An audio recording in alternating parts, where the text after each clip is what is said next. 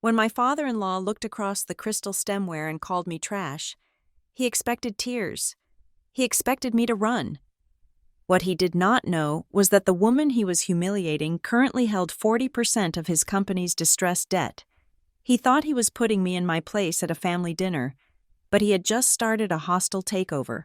By 9 o'clock Monday morning, I would own him. My name is Wisteria Goldhall, and I have learned that at a certain altitude of wealth, silence is the most expensive commodity one can buy. We were in Ashford Ridge. It is not exactly a town, nor is it merely a neighborhood. It is a series of gated estates carved into the black rock of the lakeside, where the driveways are long enough to have their own climates, and the trees are groomed individually by arborists who charge more per hour than a heart surgeon. My husband, Ethan, drove us through the iron gates of the Rainmere estate at 7 o'clock in the evening. The gravel crunching beneath the tires of our car sounded violently loud, an intrusion on the perfect, vacuum-sealed quiet of the property. I am 39 years old. I have built a company from the ground up. I manage risk for a living. Yet, as the main house came into view, a sprawling structure of limestone and glass that looked less like a home and more like a mausoleum for the living, I felt that familiar tightening in my chest. It was the physical manifestation of imposter syndrome, conditioned into me by a decade of marriage into the Rainmere dynasty. Ethan reached over and squeezed my hand. His palm was warm, but his grip was anxious. He did not look at me. He was looking at the front door where the butler was already waiting. "Just get through dinner," Ethan said, his voice low. "He is in a mood. The merger with the Japanese conglomerate stalled on Friday. Just let him talk. Wisteria. Please." "I always let him talk, Ethan," I replied. "It is the only thing he enjoys more than counting his money." We stepped out of the car. The air here was different. It smelled of ozone, manicured boxwood, and the deep, cold dampness of the lake.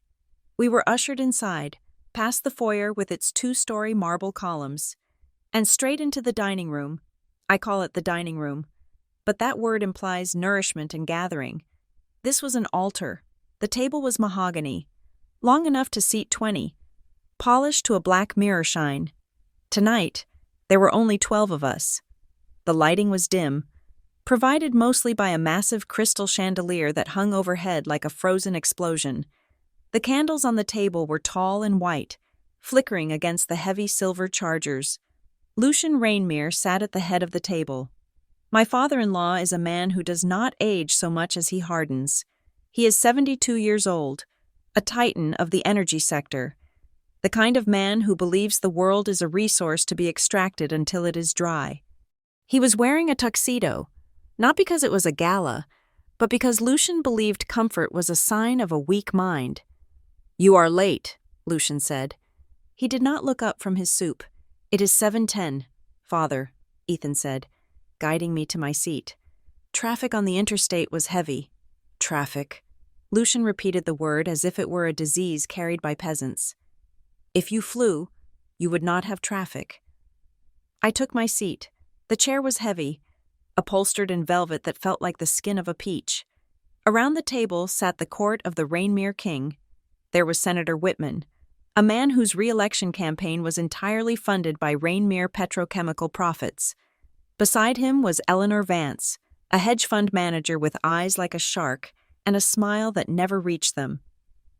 There were 2 other couples, minor nobility in the corporate aristocracy, people who had inherited their relevance and guarded it with vicious paranoia. They looked at me. It is a specific look. It is not curiosity. It is not even open hostility. It is the look one gives to a stain on a piece of expensive silk. It is the realization that something does not belong, followed by the immediate desire to have it removed by the help. I was the stain. I was the Goldhall girl, the one who worked for a living, the one whose father had been a schoolteacher, the one Ethan had picked up in a moment of rebellion. The first course was served in silence. A uniformed server placed a plate of scallops before me. The clink of silver against china was the only sound in the room for 3 minutes. Lucian finally spoke. He did not make conversation. He held court. "The market is softening," he announced, his voice a deep, gravelly baritone that vibrated through the table. "People are weak. They are afraid of interest rates. They are afraid of the future. Fear is useful, provided you are the one holding the gun." Senator Whitman laughed. A dry, hollow sound. "Always the philosopher, Lucian. That is why we need you on the new Energy Commission." "I do not serve on commissions, Senator," Lucian said, tearing a piece of bread with precise, violent movements. "I own the people who serve on them." The table chuckled politely. I concentrated on my water glass. I watched the condensation slide down the crystal. I calculated the refraction of light through the glass, anything to avoid making eye contact. But Lucian was a predator. He sensed avoidance the way a shark senses blood in the water. "And how is your little project, Wisteria?" The question hung in the air. The conversation around the table died instantly. Every head turned toward me. "My company is doing well, Lucian," I said, keeping my voice even. "We closed a significant consultation contract last week with a logistics firm in Chicago." "A consultation contract," he repeated, tasting the words and finding them sour. "You advise people. You tell them how to save pennies. It is adorable." Ethan shifted in his chair beside me. I could feel the tension radiating off him like heat. "It is strategic restructuring," I corrected him gently.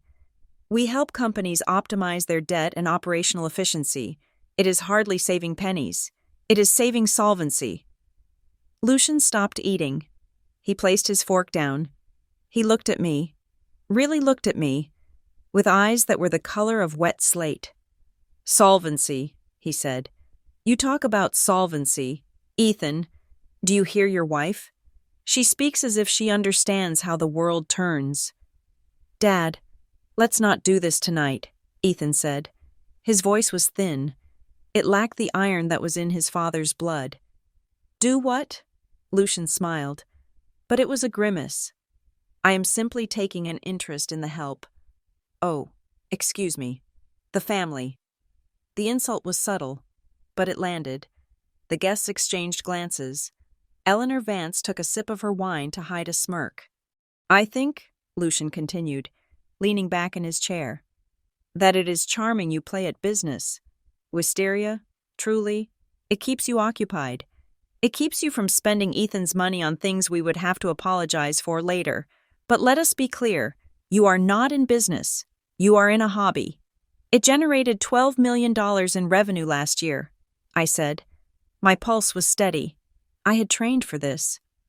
"That is a very expensive hobby," Lucian laughed. It was a single, barking sound. "$12 million?" he scoffed. "I spilled $12 million before breakfast. You see, this is the problem with you. Wisteria, you think small. You come from small people. You think earning a paycheck makes you a player at the table. It does not. It makes you an employee." "Lucian," Ethan warned. "Quiet, Ethan," Lucian snapped, without looking at his son. "I am educating her. She needs to understand the hierarchy. You married her? Fine. We accepted her. We allowed her to use the Rainmere name. But do not sit at my table. Drink my 1982 Bordeaux and pretend you are one of us." The room was freezing. The servers had stopped moving in the shadows. "I have never pretended to be one of you. Lucian," I said, "I have too much self-respect for that." The silence that followed was absolute. Lucian's face did not change color. He did not shout. He simply stared at me, and the air pressure in the room seemed to drop. "You are trash," he said. He said it softly. He said it with the certainty of a man stating a law of physics. "You are trash. Wisteria. You are a common, ambitious little climber who dug her claws into my son because you saw a golden ticket. You are a mistake on the family tree, a genetic dead end. You are here because Ethan has a weakness for strays. But do not ever forget that you are guests in my world, both of you." I waited. I waited for the chair beside me to scrape back. I waited for Ethan to stand up. I waited for his fist to hit the table. I waited for him to say, "Do not speak to my wife that way. 1 second passed, 2 seconds passed, 3 seconds passed. In the business world, 3 seconds is a lifetime. In a marriage, it is an eternity. I looked at Ethan. He was staring at his plate. His knuckles were white as he gripped the stem of his wine glass. He was paralyzed. He was 38 years old, a grown man, a vice president of a subsidiary, yet in this room, under that voice, he was a terrified child waiting for the belt. He loved me. I knew he loved me. But he had been raised in a cage where the bars were made of gold and the warden was God. He could not move. That silence broke something in me. It was not a heartbreak. It was a structural failure of my patience. I picked up my napkin. I folded it neatly into a square. I placed it on the table, to the left of my plate. "Lucian," I said. My voice was not loud, but in that acoustic vacuum, it carried to the corners of the room. "You have built an empire on fossil fuels. You dig up dead things and burn them to feel powerful. It is fitting, I suppose, because sitting here, listening to you, I realize that is all you are. You are just another dinosaur roaring at the meteor, and we all know how that story ends." I stood up. The sound of my chair sliding back on the parquet floor was like a gunshot. Senator Whitman's mouth was slightly open. Eleanor Vance looked as if she had swallowed a lemon. Lucian sat frozen, his fork halfway to his mouth, his eyes wide with a shock that he could not process. No one spoke to him like that. No one. "Enjoy the scallops," I said. "I hear they are bottom feeders. You should get along famously." I turned and walked away. I did not run. I did not storm out. I walked with the measured, rhythmic stride of a woman who has a meeting to attend. I walked past the long table, past the fireplace where logs worth $50 apiece were burning, and out into the hallway. The corridor was lined with oil paintings of Rainmere ancestors. Stern men with mutton chops and cruel eyes stared down at me. I felt their judgment. And I felt the gaze of the staff. A maid was dusting a vase in the corner. She stopped and looked at me, then quickly looked down. The butler was standing by the door. He had heard. Of course he had heard. The acoustics of this house were designed to amplify the master's voice. He opened the door for me without a word. There was no pity in his eyes, only a weary recognition. He had seen people crushed in that dining room before. He was just surprised to see one walking out upright. I stepped into the night air. It was crisp and cold. The valet stand was a parade of excess. There was Lucian's Rolls-Royce Phantom. There was the senator's armored SUV. There was a bright yellow Lamborghini that belonged to one of the investors. And there was my car. It was a 5-year-old sedan. It was clean, polished, and perfectly maintained. It was gray, parked next to the screaming arrogance of the other vehicles. It looked like a mistake. It looked like the service vehicle for the plumber. I took the keys from the valet, whose hand was shaking slightly. I got in. The leather seat was cold. I gripped the steering wheel, my fingers tightening until the leather creaked. I did not cry. I refused to cry. Tears are a chaotic release of emotion, and I was not feeling chaos. I was feeling a cold, crystalline clarity. "Wisteria." The voice came from the front door. Ethan was running down the stone steps. He looked frantic, his tuxedo jacket flapping open, his tie slightly askew. I started the engine. It hummed to life, a quiet, reliable sound. Ethan reached my window and tapped on the glass. I lowered it 3 inches. "Wisteria, wait," he panted. His face was flushed. "Please, don't leave like this. I'm coming with you." "Are you?" I asked. I looked at him. I looked at the house looming behind him. "You are still wearing the napkin. Ethan." He reached up and touched his collar, realizing he had tucked the linen napkin into his shirt and forgotten to remove it in his panic. He pulled it out, crumpling it in his hand. "He didn't mean it," Ethan stammered. "You know how he is. He's stressed about the Japanese deal. I will go back in there. I will talk to him. I will make him apologize."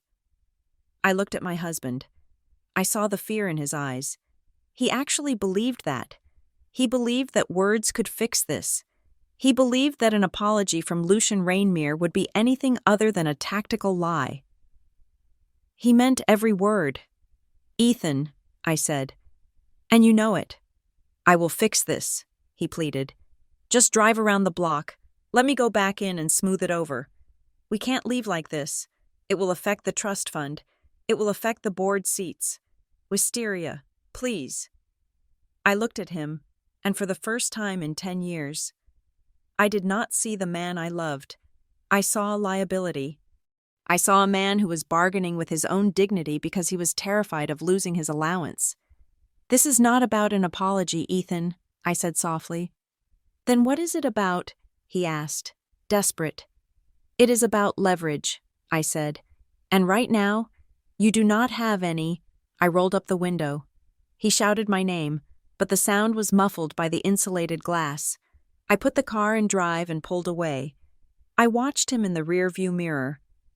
He stood alone in the driveway, bathed in the yellow light of the portico, a small, tuxedoed figure shrinking against the backdrop of his father's castle. I drove toward the iron gates. The security guard waved me through. As the heavy metal doors swung open, I did not feel like a wife who had been insulted. I felt like a CEO who had just completed due diligence. Lucian thought I was trash. He thought I was powerless. He thought the dinner table was the battlefield. He was wrong. The battlefield was the market. And as I turned onto the main road, the darkness of the highway stretching out before me, I knew exactly what I had to do. I did not need his apology. I needed his ledger. The interstate was a ribbon of charcoal stretching out under the orange glow of sodium vapor lights. My hands were still gripping the steering wheel at the 10 and 2 positions. A habit from driver's education that I reverted to whenever my world felt like it was spinning off its axis. The speedometer read 70 miles per hour. The cabin of the car was silent, save for the rhythmic thrum of the tires against the asphalt. Then the dashboard screen lit up. The name displayed was Mara Klein. I tapped the answer button on the steering wheel. "I know it is late," Mara said. Her voice was crisp, lacking any trace of sleep. Mara Klein did not sleep. She merely powered down for efficiency updates. "But their legal team just pinged me. They are pushing to move the signing up." "To when?" I asked. My voice sounded strange in the small space. It was too calm. It sounded like the voice of a woman who had not just been verbally eviscerated in front of 12 strangers. "Monday morning," Mara replied. 8 o'clock sharp. They are desperate. Wisteria. They want the capital injection before the markets open and see the quarterly miss. They are willing to concede on the board observation seat if we wire the first tranche by noon. I signaled and moved into the right lane. "They want the money," I said. "They need the money," Mara corrected. Rainmere Dominion is bleeding cash in their renewables sector. Without our partnership, they trigger a loan covenant breach with their primary lenders by Tuesday. We are the oxygen tank. I saw the exit for the reservoirs and took it. It was an impulsive decision. I was not ready to go home. I was not ready to be in a space that I shared with Ethan, surrounded by the ghosts of our domestic life. I needed neutral ground. I needed the dark. I pulled the car onto the gravel shoulder of the overpass. Below me, the highway was a river of red taillights and white headlights, people rushing toward homes, toward jobs, toward lives that made sense. I put the car in park but left the engine running. The heater hummed. "Wisteria?" Mara asked. "Are you there? Do I tell them yes on 8 o'clock? I looked at the dashboard clock. It was 9:45 at night. "No," I said. "No to 8 o'clock, Mara asked. "Okay, I can push them to 10. But the general counsel is acting like the sky is falling." "No to the deal, Mara." There was a silence on the line. It was a thick, heavy silence. In the world of high finance, you do not simply say no at the 11th hour of a $300 million structured equity deal. You negotiate, you stall, you do not stop. "I am looking at the term sheet right now," Mara said slowly. "We have spent 6 months on due diligence. We have legal fees totaling $400,000 sunk into this, the optics." "Kill it," I said. On what grounds? Mara was shifting into crisis mode. I could hear the clicking of her mechanical keyboard in the background. She was already opening the termination clauses. If we walk away without cause, we look flighty. The street will wonder if we found something illegal. We did find something, I said. I stared out the windshield at the city skyline in the distance. It looked like a circuit board of gold and white. We found a leadership risk. Define risk, Mara said. The chairman is unstable, I said. The words tasted like copper in my mouth. He is prone to irrational outbursts. He allows personal vendettas to cloud business judgment. He alienates key stakeholders. He lacks the temperament required to steward the transition capital we are offering. Lucian Rainmere, Mara asked. He is a shark, wisteria, but he is a profitable shark. He called me trash. Mara. The clicking of the keyboard stopped. He did what? Tonight, I said. At dinner, in front of Senator Whitman, in front of the Vances. He looked me in the eye and called me trash. He said I was a genetic dead end. Oh, Mara said. It was a soft sound. Oh, hell.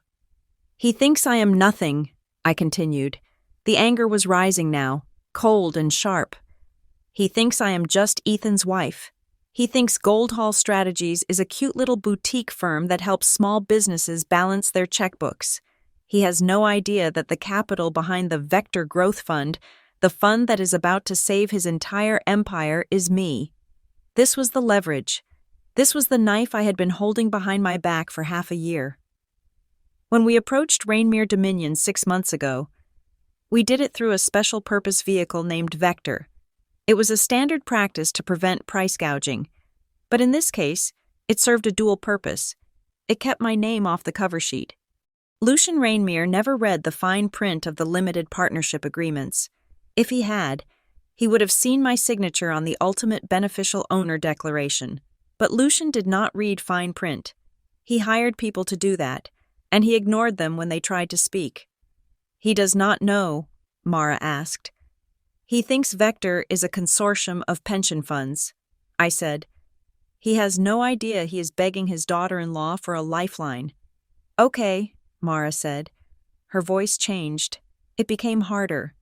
If we pull the plug now, he goes into technical default by Tuesday. The stock will crater, wisteria. If we do this, we are not just walking away, we are pushing him off a cliff. Good, I said. There is a breakup fee, Mara warned. $2 million?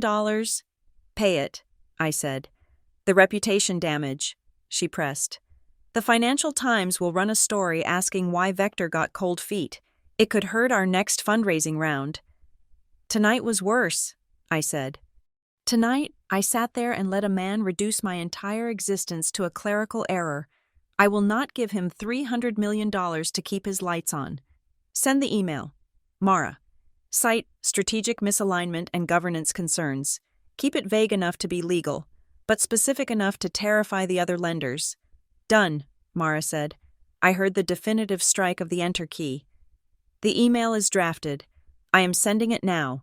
I let out a breath I did not know I was holding. The deal was dead. Lucian Rainmere would wake up tomorrow expecting a wire transfer. Instead, he would get a termination notice. But as I sat there, watching a semi-truck thunder past on the highway below, shaking the bridge deck, I realized it was not enough. Walking away was defensive. Walking away was what a victim did. Lucian had called me a climber. He had called me ambitious. Perhaps I should prove him right. Wait, I said. It is sent, Mara said. I know, I said. Now open the secondary file. The one we labeled Distressed Scenarios.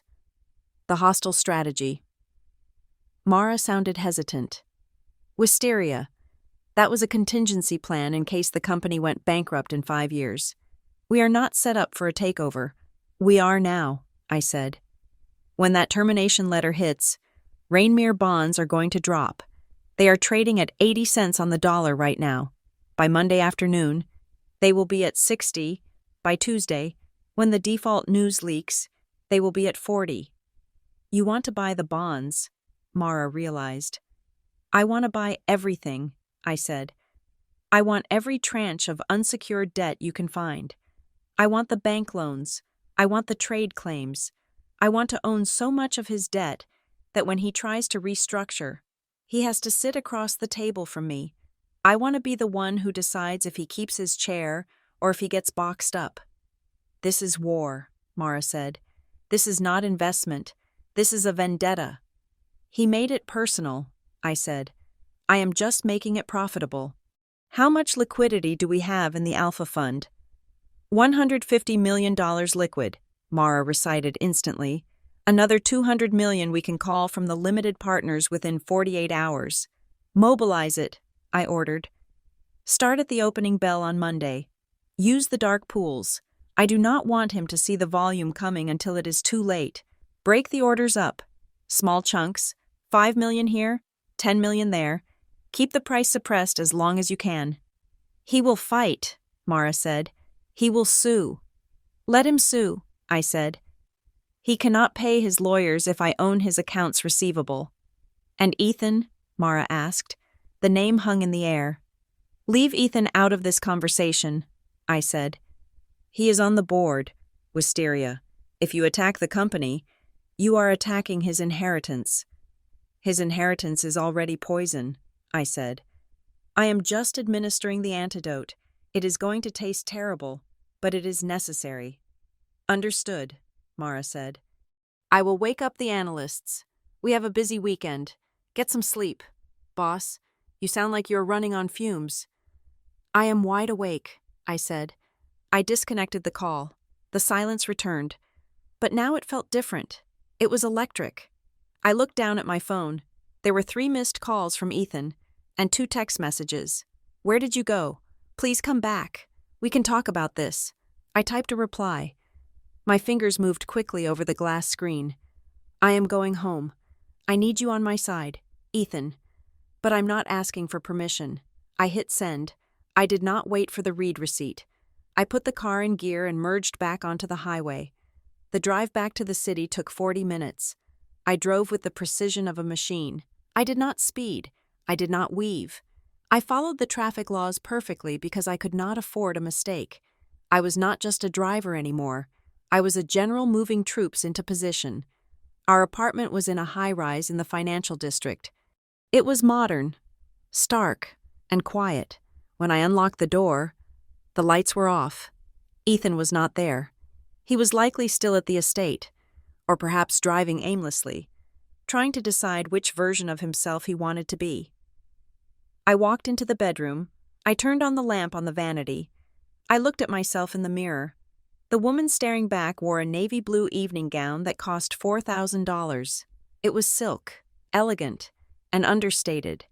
It was the armor I had worn to try and fit in. It was the costume of the dutiful wife. I reached back and unzipped it. The silk pooled around my feet. I stepped out of it and kicked it aside. I did not hang it up. I left it there on the floor. A discarded skin. I walked to the closet and put on a pair of gray sweatpants and an oversized cashmere sweater. Then I went to the kitchen, poured a glass of sparkling water, and sat down at the island. I opened my laptop. The screen glowed blue in the dark room. I navigated to the secure server of Goldhall Strategies. I opened the folder marked Rainmere Dominion. Inside were hundreds of files, balance sheets, income statements, org charts, debt schedules. I clicked on the file named Capital Structure Analysis. Rows and columns of numbers filled the screen. To most people, this was boring. To Lucian Rainmere, this was his kingdom. But to me, right now, it looked like a map of the human body showing all the pressure points. I scrolled down to the section marked Covenants and Triggers. There it was, the weakness, the soft spot in the armor. I smiled. It was not a happy smile. It was the smile of a hunter who has just found the tracks. Okay, Lucian, I whispered to the empty room. You want to talk about trash? Let us talk about your junk bonds. I started typing. The night was young, and I had a company to buy. Sunday mornings in our penthouse usually tasted like Colombian roast coffee and sounded like the soft rustle of the New York Times. Today, Sunday tasted like bile and sounded like a digital riot. My phone was vibrating against the marble countertop of the kitchen island. It was not a rhythmic buzz. It was a continuous, angry spasm. The screen lit up, darkened, and lit up again, a strobe light of panic. Ethan Rainmere. Ethan Rainmere. Ethan Rainmere. Unknown number. Ethan Rainmere. Lucian Rainmere. I stared at the name of my father-in-law. It was the first time in 10 years he had called my personal cell phone. Usually, his summons were relayed through assistants, like a royal decree passed down to a peasant. Now, he was calling directly. That meant the fire had jumped the containment line. I did not answer. I took a sip of my coffee. It was cold. I walked over to the floor-to-ceiling windows that looked out over the gray, waking city. On my laptop screen, open on the breakfast bar, the financial world was waking up to the smell of blood. The headlines were already circulating on the specialized trading blogs, the ones that moved faster than the mainstream news. Vector Growth Fund pulls plug on Rainmere deal. Rainmere Dominion bonds. Slide in pre-market shadow trading. Liquidity crunch. Fears mount for energy giant. The information traveled faster than a virus. Mara had sent the termination email at 3 o'clock in the morning. By 6 o'clock, the rumors had started. By 8 o'clock, the sharks were circling.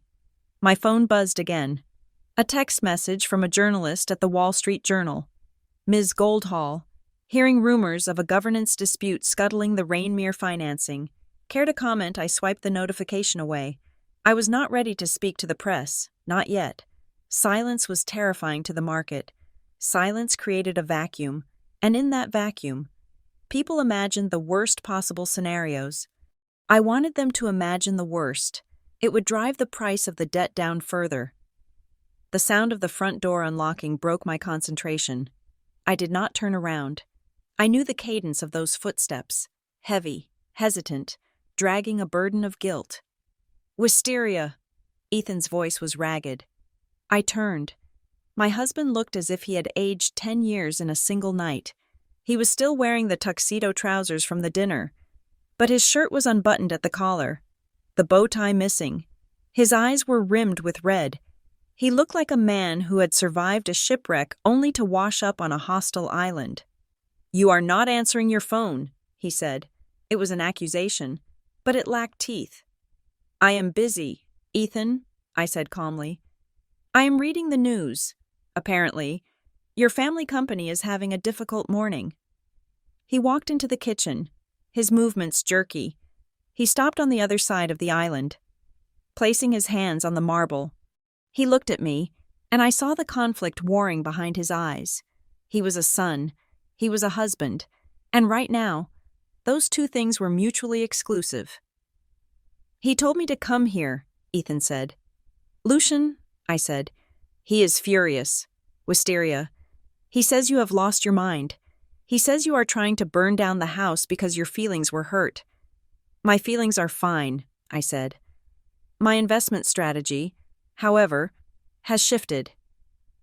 Ethan slammed his hand on the counter. The coffee in my mug rippled.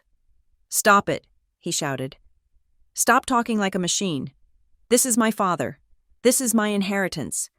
He told me to tell you that you need to fix this, immediately. He said you need to call Mara and retract that email. He said if you do not, he will destroy you. He said you need to learn your position." "My position," I repeated. "Yes, your position. You are his daughter-in-law. You are part of this family. You do not sabotage the family business." I looked at him. I looked at the fear sweating out of his pores. Lucian had wound him up like a toy soldier and marched him into battle. "Ethan," I said softly, "do you know where your father is insolvent?" He blinked.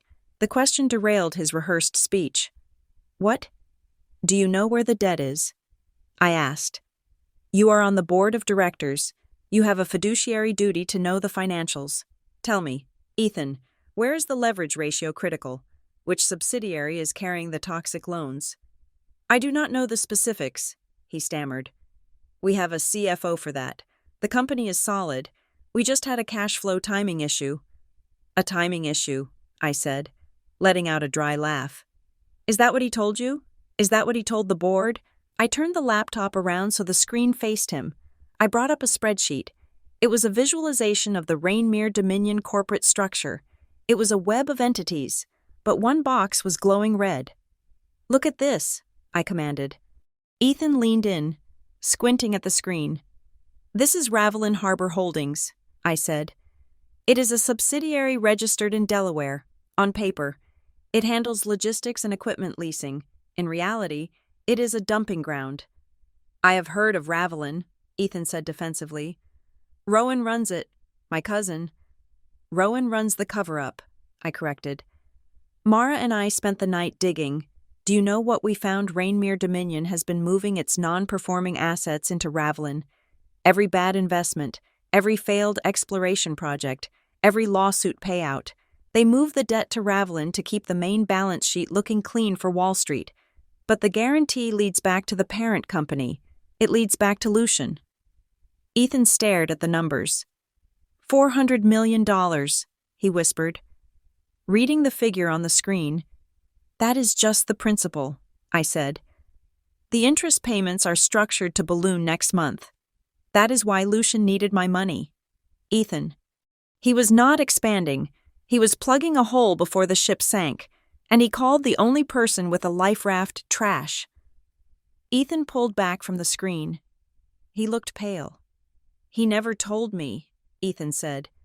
I sit at that table every quarter. He presents the slides. He never showed this. Because he thinks you are a child, I said.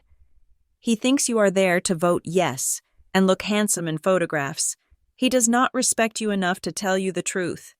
The intercom buzzer by the door rang. It was a sharp, jarring sound that made Ethan jump. I walked to the wall panel and pressed the video button. A man in a trench coat and a baseball cap stood in the lobby. He was looking over his shoulder, checking the street. I recognized him instantly.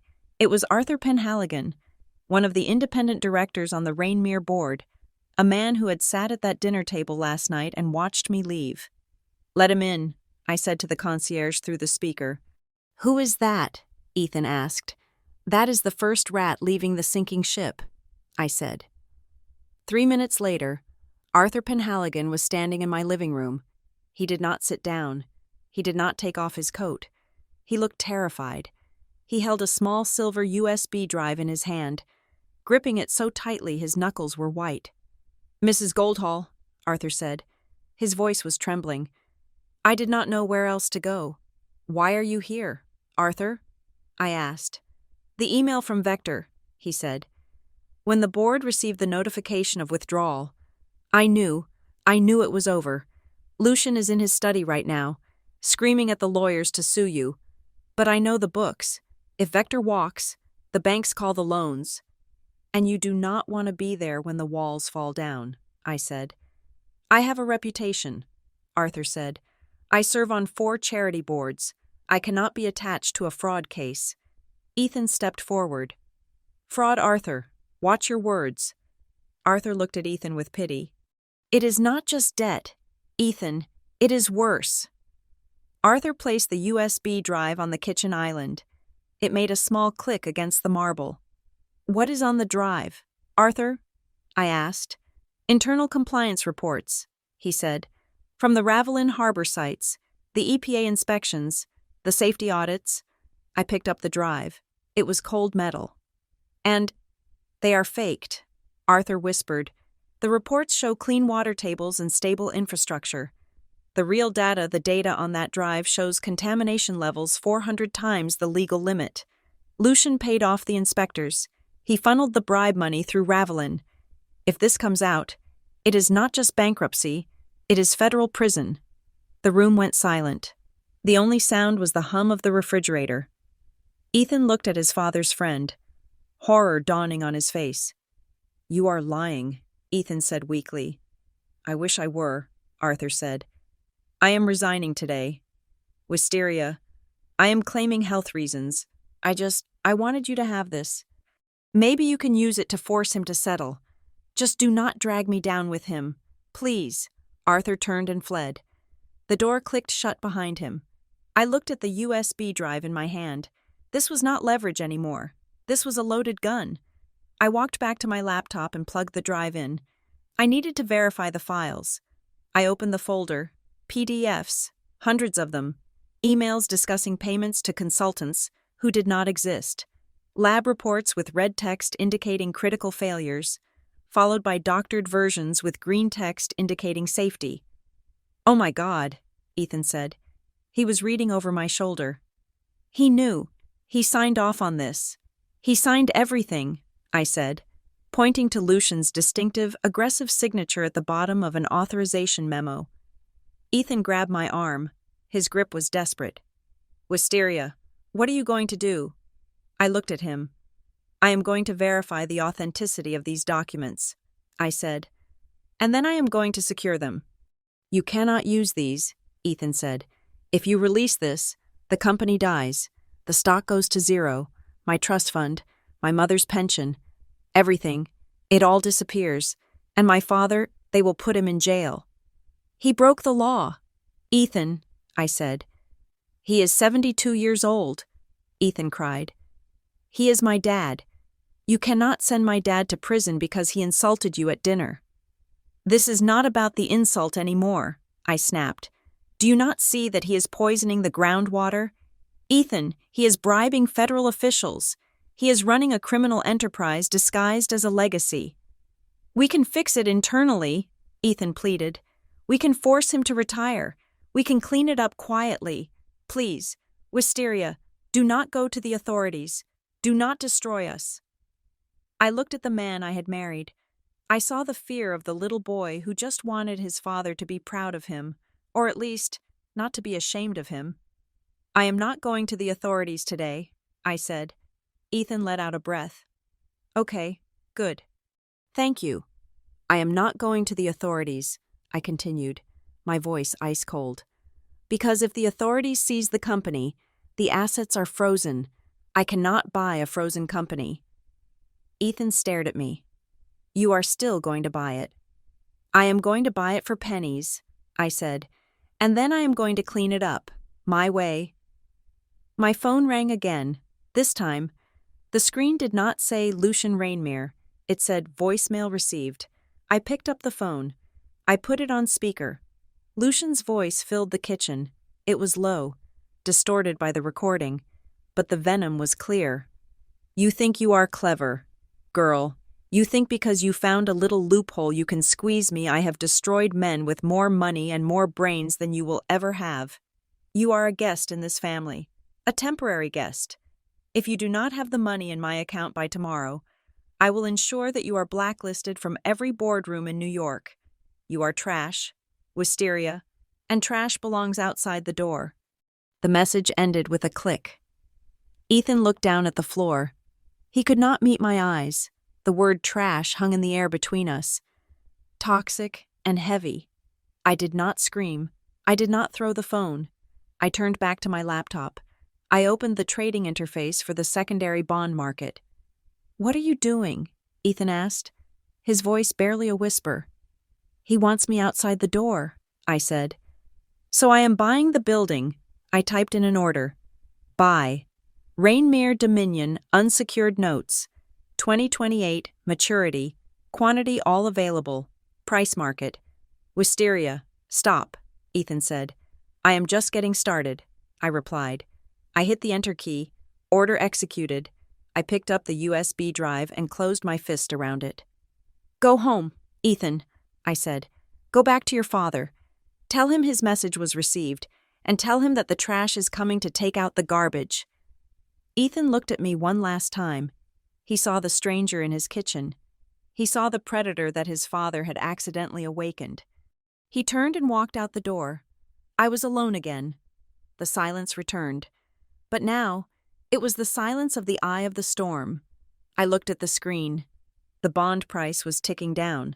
My ownership percentage was ticking up. I poured the cold coffee into the sink. It was time to get to work.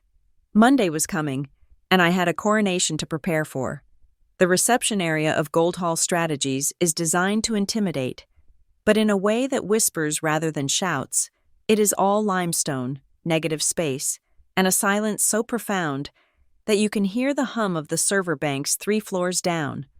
At 10 o'clock on Monday morning, Lucian Rainmere was doing his best to break that silence. I watched him from the security feed on my iPad. He was standing at the front desk, his face a mottled shade of crimson that clashed violently with the serene beige of the walls. He was pointing a finger at my receptionist, a 22-year-old recent graduate named Sarah, who looked like she was about to faint. "I do not want an appointment," Lucian bellowed, his voice distorted through the tablet's speakers. "I want the managing partner. I want the person who actually signs the checks, not some secretary with a headset. Tell them Lucian Rainmere is here, and I am not accustomed to waiting in lobbies." I tapped the screen, unmuting the microphone connected to the front desk. "Sarah," I said calmly. Lucian jumped. He looked around wildly, trying to locate the source of the voice. "Yes, Mrs. Goldhall," Sarah squeaked. "Show Mr. Rainmere to conference room 4. I said. "The East Wing. Do not offer him coffee. Do not take his coat. Just open the door and leave him there." "Yes, ma'am," Sarah said, relief flooding her face. I closed the app. Conference room 4 was known among my staff as the interrogation room. It was a glass box jutting out from the side of the building. At this time of morning, the sun hit it directly. There were no blinds. The light was blinding, relentless, and hot. I had designed it that way specifically for meetings where I needed the other party to feel exposed. I waited 10 minutes, in a negotiation. The person who waits is the person with the power. The person who is waiting is the person losing their mind. I checked my appearance in the mirror of my private office. I was wearing a charcoal suit, tailored to within a millimeter of my life.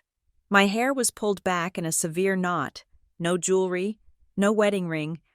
I looked nothing like the woman in the silk dress who had fled his dinner table. I looked like a blade. I picked up a single folder. It was thin. It contained 3 pieces of paper. That was all I needed to dismantle a 40-year reign. I walked down the hallway. My heels clicked on the polished concrete floor. The sound was rhythmic, military. The staff I passed kept their heads down, sensing the electricity in the air. They knew something was happening. The market rumors were already swirling.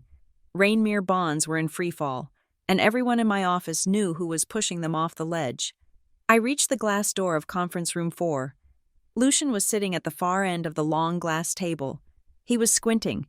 The sun was blasting him full in the face. He had one hand shielded over his eyes. Trying to see the door, he looked sweaty. He looked uncomfortable.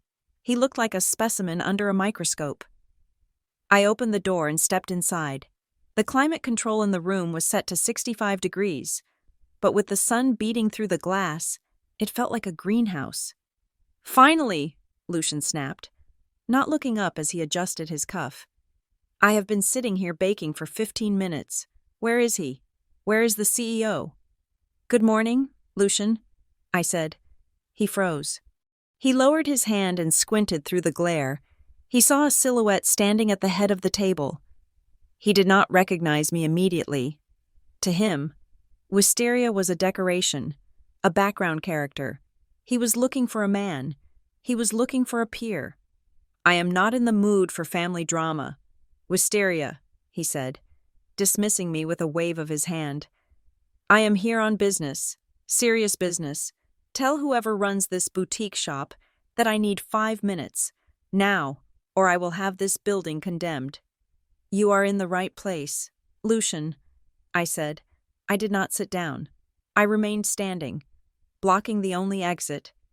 "And you are speaking to the managing partner." He blinked. He laughed. It was a dry, incredulous sound. "You," he sneered. "Stop it. I know Ethan set you up with a little office to keep you busy. But do not insult my intelligence.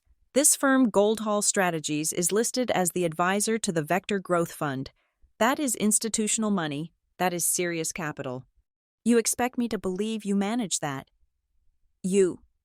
"I founded Goldhall Strategies 7 years ago," I said. My voice was level, devoid of emotion.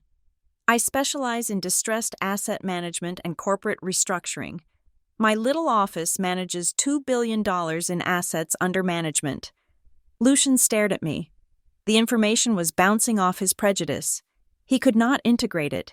It violated the fundamental laws of his universe, where women were wives and sons were heirs and fathers were gods. I need to speak to your superior, he said slowly, speaking as if to a slow child. I need to speak to the person who authorized the withdrawal of my funding. There is no one else. Lucian, I said, I am the investment committee, I am the risk officer, and I am the person who decided that Rainmere Dominion is a bad bet. I slid the folder across the glass table. It slid smoothly, spinning slightly, and came to a stop right in front of him. Read it, I commanded.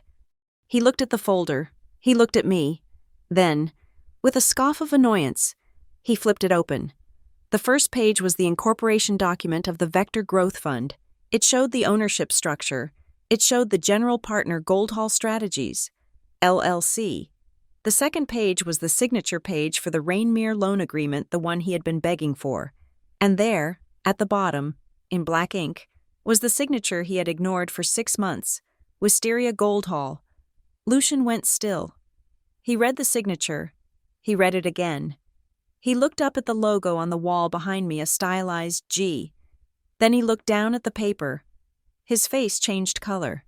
It went from the flushed red of anger to a pasty, sickly gray. The oxygen seemed to leave his lungs. He realized that for 6 months. He had been negotiating with me. He realized that the faceless investors he had been trying to impress were just me, sitting in this room, reading his desperate emails. You, he whispered. You are Vector. I am, I said. You trapped me, he said. His voice rose, cracking slightly. You let me court this fund. You let me open my books to you. You let me beg for capital. And you sat there. You sat at my dinner table and said nothing. I was doing due diligence, I said, and Sunday night. I finished it. He stood up. He slammed the folder shut. This is fraud, he shouted. You misrepresented yourself. You acted in bad faith. I will have you disbarred. I will sue you for every penny you have stolen from my son. I stole nothing, I said calmly. And I suggest you lower your voice. Lucian, the glass is soundproof, but your blood pressure is visible from the street. He gripped the edge of the table. He was shaking. Why? He hissed. To embarrass me, is that it? You wanted a little power trip. You wanted to make daddy-in-law beg. I wanted a return on investment, I said. Originally, I thought your company was salvageable. I thought if we injected capital and modernized the board, we could save it. But then you reminded me of something important on Sunday night. What? He spat. That you are sensitive. That you are a liability. I said, you called me trash. Lucian, you said I was a genetic dead end. You said I did not belong at the table. Well, look around. This is my table. You are sitting in my chair. And the only reason you are here is because I bought your debt. I pointed to the third document in the folder. He looked down. It was a trade confirmation, dated this morning, 9:15, by Rainmere Dominion Senior Notes, face value $80 million. I did not just cancel the new deal, I said. I went into the market this morning and I bought your existing debt. I own the notes coming due in June. I own the bank loans you were trying to refinance. I am not your potential partner anymore. Lucian, I am your creditor. Lucian collapsed back into his chair. The fight went out of him like air from a punctured tire. He realized the trap had already snapped shut. He was not here to negotiate a deal. He was here to plead for his life. He wiped his forehead with a silk handkerchief. He took a breath. He composed his face into a mask of reasonable, paternal concern. It was a terrifying transformation to watch the switch from bully to diplomat in the span of a second. Wisteria, he said. His voice was softer now, oily. Listen to me. We have gotten off on the wrong foot, clearly. I underestimated you. I admit that. You have built something impressive here. Do not patronize me, I said. I am not, he insisted, holding up his hands. I am acknowledging your success. Look, families fight. We say things we do not mean. The dinner was heated. I was under pressure. The market has been unkind. But we are family. Ethan is my son. You are his wife. We should not be doing this in a boardroom. We should settle this at the house, privately. He smiled. It was the smile he used on shareholders when the earnings were bad. Come back to Ashford Ridge tonight, he said. I will have the chef prepare that sea bass you like. We can sit down, just us, and work this out. I will give you a seat on the board, a real seat. We can announce it as a strategic partnership. Family unites to strengthen empire. The press will love it. I looked at him. I looked at the desperation hiding behind his eyes. He still thought he could charm his way out. He still thought this was a social misunderstanding. No, I said. Wisteria. Be reasonable, he urged. If you call this debt, you destroy the company, you destroy Ethan's legacy, you destroy your own husband's future. Is that what you want? To be the woman who bankrupted her own family? You called me trash in front of 12 witnesses. Lucian, I said. You humiliated me in front of the senator and the Vances. You made it public, so we are going to keep it public. I leaned forward, placing my hands on the glass table. There will be no dinner, I said. There will be no private arrangement. There will be no sea bass. Lucian's eyes narrowed. The mask slipped again. You are enjoying this, he said. You vindictive little... He stopped himself. Say it, I challenged. Say the word. You are dying to say it. He took a deep breath. He stared at me with a strange mixture of hatred and respect. Not respect, fear. I knew someone was coming, he said quietly. This was the twist. He leaned back, the sunlight casting deep shadows in the wrinkles of his face. I knew, he repeated. For 3 months, I have felt it. Someone was buying up the paper. Someone was asking questions about Ravelin Harbor. I could feel the pressure building, but I could not find the source. My security team swept the offices. We checked the phones. Nothing. He looked at me. That night at dinner, he said, I was not just being cruel. I was testing the room. I thought maybe it was Vance. I thought maybe it was one of the other investors using you to get to me. I wanted to see who flinched. I wanted to see who looked guilty when I lashed out. You were hunting for a traitor, I said. I was hunting for a shark, he corrected. I insulted you because I thought you were the weak link. I thought if I pressed you, you would crack and reveal that Ethan was plotting against me, or that you were leaking information to a competitor. I never imagined. He laughed again, a bitter sound. I never imagined you were the shark. You were looking for a man, I said. You were looking for a rival king. You did not look at the pawn. And now the pawn has reached the other side of the board, Lucian said. Is that it, Queen Me? Something like that, I said. I opened the folder again and took out a single sheet of paper. I slid it toward him. This is a term sheet for a restructuring agreement, I said. He looked at it without touching it. I am not signing anything. You have 2 choices. Lucian, I said. Option A.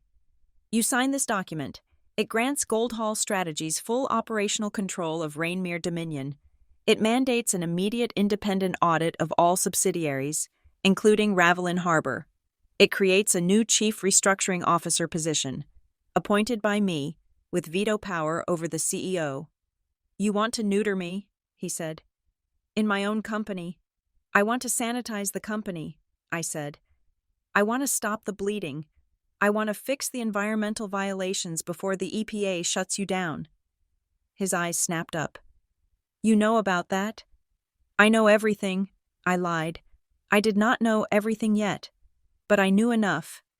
I have the USB drive. Lucian, I have the reports Arthur Penhaligon gave me. He flinched at the name. Arthur, that coward. Option B, I continued, ignoring him.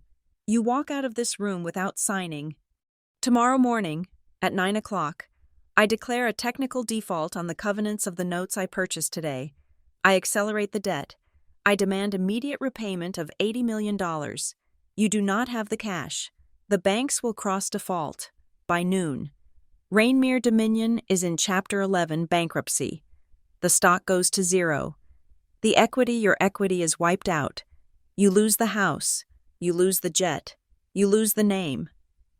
The room was silent. The sun was higher now, blazing down on us. Lucian was sweating profusely. He looked at the paper. He looked at the door. He looked at me. "You would not do it," he said. "Ethan would never forgive you." "Ethan is not here," I said, "and Ethan is not the one who committed fraud to hide a toxic waste dump." Lucian stared at the table. He was doing the math. He was calculating the odds. He realized, for the first time in 40 years, that the math did not work in his favor. "I need time," he said. "I need to consult my lawyers."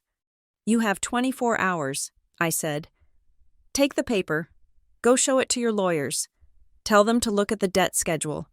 They will tell you the same thing I just did. You are dead in the water. Lucian." I walked to the door and opened it. The cool air from the hallway rushed in. "Get out of my office," I said. Lucian stood up. He picked up the paper. His hands were shaking, just slightly. He walked toward the door. As he passed me, he stopped. He was close enough that I could smell his expensive cologne mixed with the sour scent of fear. "You think you have won," he whispered. "But you do not know this family. Wisteria. We do not die easily, and we do not forgive." "I am counting on it," I said. "If you forgave me, I would have to stop." He walked out. I watched him go down the hallway. He did not walk with the swagger of a king anymore.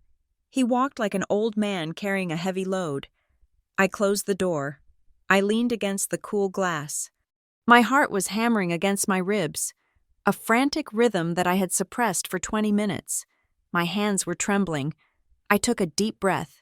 In, out. I had just declared war on a billionaire. I had just threatened to destroy my husband's inheritance, and I had done it without a lawyer, without a safety net, just me and a folder of paper. I walked back to the table and looked at the empty chair where he had sat. The sun was still shining, bright and unforgiving, but for the first time in a long time, I did not feel like I was burning. I felt like I was on fire. The legal conference room at the firm of Sterling. Hale and Morse was quiet enough to hear the hum of the air conditioning. It was Tuesday morning. The 24-hour window I had given Lucian Rainmere had expired at 9 o'clock. We sat on opposite sides of a table that cost more than my first car. On one side, Lucian and a phalanx of 3 attorneys who billed $1,800 an hour. On my side, just me and Mara Klein. We did not need an army. We had the ammunition. I slid a bound document across the mahogany surface. It was heavy. It landed with a dull, final thud. "This is not the term sheet we discussed yesterday." Lucian's lead counsel, a man named Sterling with silver hair and a shark's grin, said he had not even opened it yet. "No," I said. "Yesterday was a settlement offer. Today, this is a surrender treaty." Lucian looked at me. The bravado from the day before was gone, replaced by a simmering, volatile exhaustion. He looked like a man who had spent the night shouting at people who could not help him. "Read the terms," I said. Sterling flipped the cover. His eyes scanned the first page. His eyebrows shot up. "This is a hostile tender," Sterling said. "You are proposing a complete acquisition of Rainmere Dominion by a new entity called Phoenix Holdings." "Phoenix Holdings is fully capitalized," I said. "Backed by the Vector Growth Fund and a consortium of private credit." "The price is insulting," Lucian spat. "The price is accurate," I corrected.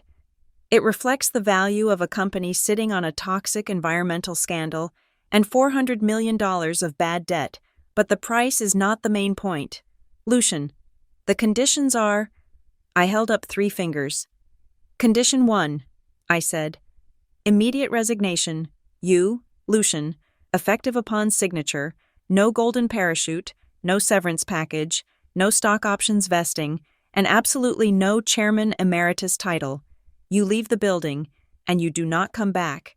You do not even keep your company email address." Lucian's face turned a dangerous shade of purple. I built this company. You cannot scrub my name off the wall. I can, and I will, I said. Condition 2. We dissolve the current board of directors. All of them. We install a new board, comprised of industry experts, not your golf buddies. We establish an independent compliance committee to report directly to the SEC regarding the Ravelin Harbor cleanup. We open the books, a full forensic audit going back 10 years. You are inviting the government in, Lucian hissed. They will tear us apart. They are coming anyway, I said. I am just unlocking the door so they do not have to kick it down. It looks better for sentencing. The word sentencing hung in the air like smoke. And condition 3, I continued. We issue a joint press release. We announce a worker protection fund. We guarantee the pensions and jobs of the frontline staff for 24 months. We frame this transition not as a hostile takeover, but as a rescue mission to save American jobs from legacy management issues. Legacy management issues, Lucian repeated, his voice trembling. You mean me?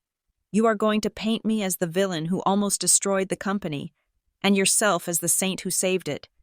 I am giving the public a narrative they can support, I said. If we make this about saving the workers, the market will rally.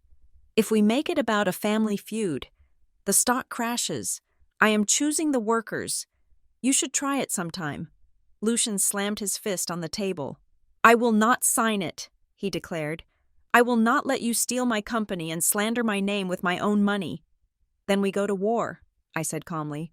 And by noon, the banks will know about the EPA violations. I wonder how the share price will look by closing bell. Lucian turned his head. He looked past his lawyers. He looked at the far end of the table. Where Ethan was sitting, Ethan had been silent. He was staring at the watermark on the legal pad in front of him. He looked like a man walking a tightrope in a hurricane. Ethan, Lucian said. His voice shifted. It dropped the anger and adopted the tone of a disappointed patriarch. Are you hearing this? Are you listening to your wife? She is not just taking the business. She is castrating our legacy. She is erasing your grandfather's name. Ethan did not look up. Speak to me, son, Lucian commanded. You are a Rainmere. You sit on this board. You control 12% of the voting shares. Tell her you will not let this happen. This was the leverage point. Lucian knew he could not outspend me. So he was trying to out-guilt me. He was using the one weapon I could not buy on the open market blood. Ethan slowly raised his head. He looked at his father, then he looked at me. His eyes were tired, but there was something new in them, a spark of defiance that had been smothered for 30 years. You hid the debt from me, Ethan said. I protected you from the burden, Lucian countered. You lied to the board, Ethan said. You bribed officials. I did what was necessary to survive, Lucian shouted. That is what kings do, Ethan. We make the hard choices so people like you can live in palaces. Do you think the money for your trust fund comes from being nice? It comes from winning. It comes from poison, Ethan said softly. Do not be a moralist. Lucian sneered. It does not suit you. Now, tell her. Tell her we will fight this, if the board votes as a bloc. We can trigger the poison pill defense. We can dilute her shares. We can stop this takeover. I need your vote, Ethan, Lucian said. I need my son. Ethan looked at his father. He took a deep breath. Am I your son? Ethan asked. Or am I just another asset you need to leverage because you are short on liquidity? The room went dead silent. Even the lawyers stopped shuffling papers. Lucian stared at him. For a moment, I saw a flicker of genuine shock. He had never considered that the tool might speak back. I am your father, Lucian said, his voice hard. And you owe me everything you are. I owe you for the fear, Ethan said. I owe you for the insecurity. I owe you for making me feel small so you could feel big. Ethan turned to me. I agree with the terms, Ethan said. I support the acquisition, Lucian gasped. It was a wet, ragged sound. You traitor, Lucian whispered. You ungrateful little... But there is a problem, Sterling. The lawyer interrupted. He cleared his throat. He looked uncomfortable, but he had a job to do. Mr. Rainmere Ethan, Sterling said. You cannot vote against your father. I just did, Ethan said. Legally, you cannot, Sterling said. He pulled a document from his briefcase. The Rainmere Dynastic Trust, Clause 4B, it states that any beneficiary who votes their shares in a manner adverse to the interests of the grantor, that is, Lucian automatically forfeits their voting rights and their beneficiary status. If you vote for this takeover, your shares revert to the trust. Lucian controls the trust. He will just cast your votes for you. I watched Lucian's face. A smile slowly spread across it, a cruel, triumphant smile. He had rigged the game decades ago. He had put a leash on his son before Ethan was even old enough to understand what a board meeting was. You see, Lucian said, leaning back. You cannot beat me, Ethan. You are owned. You have always been owned. Ethan's face crumbled. He looked at me, panic rising in his chest. He wanted to do the right thing, but the legal machinery of his family was designed to crush dissent. Wisteria, Ethan said. I did not know. I know you didn't, I said. But I did. I signaled to Mara. Mara slid a single sheet of paper toward Ethan. What is this? Ethan asked. It is a sworn affidavit, I said. Lucian's lawyer is correct. You cannot vote against him without triggering the forfeiture clause. However, there is an exception in corporate law regarding fiduciary duty. I looked at Sterling. Mr. Sterling, I said. If a director has a conflict of interest regarding a transaction, what is he required to do? Sterling frowned. He is required to recuse himself, to abstain from the vote. Exactly, I said. And if a director recuses himself, his shares are not counted in the quorum. The denominator changes. I turned back to Ethan. You are not going to vote yes, Ethan, I explained. You are going to declare a conflict of interest. You are going to say that because the acquiring party is your wife. You cannot be impartial. You are going to recuse yourself from the decision completely. Lucian's smile vanished. If he recuses, I continued, his 12% is removed from the total count. That leaves the remaining board members. And guess what? Lucian, I have already spoken to the pension funds and the independent directors. Without Ethan's block to save you, the vote swings to me. 60% in favor. You cannot do that, Lucian stammered. Recusal is for financial conflicts. It is for any conflict that compromises objectivity, I said. And I think being married to the hostile bidder is a fairly significant conflict. It is legal, it is clean, and it bypasses your trust clause because he is not voting against you. He is simply not voting. I handed Ethan a pen. Sign the recusal. Ethan, I said. You do not have to fight him. You just have to step out of the ring. Ethan looked at the pen. He looked at his father, who was now standing up, his face twisted in fury. If you sign that, Lucian warned, you are cut off. I will empty your accounts. I will burn your inheritance. Go ahead, Ethan said. He signed the paper. The scratch of the pen on the paper sounded like a thunderclap in the quiet room. Ethan pushed the paper to the center of the table. He looked lighter. He looked like a man who had just put down a backpack filled with rocks. I do not need your money, Dad, Ethan said. I have a wife who seems to be very good at making it. Lucian stood there, shaking. He was out of moves. The trust trap had failed. The board was gone. The debt was due. This is a bluff, Lucian said.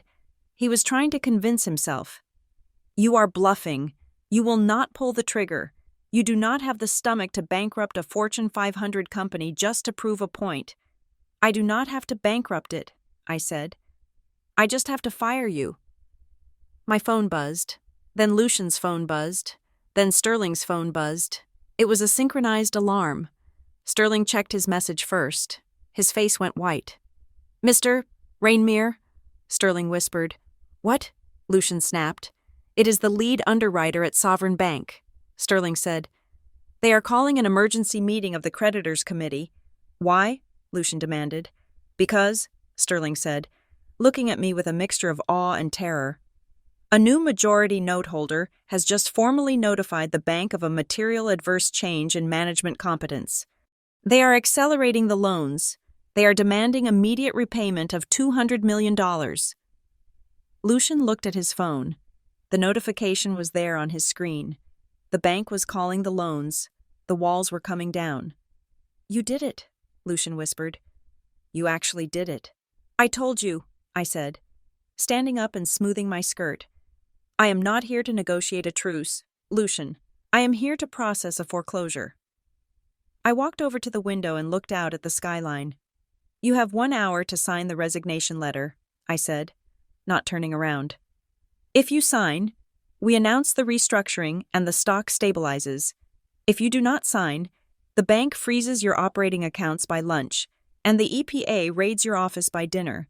The choice is yours. But either way, you are done." Behind me, I heard the sound of a heavy body sinking into a leather chair.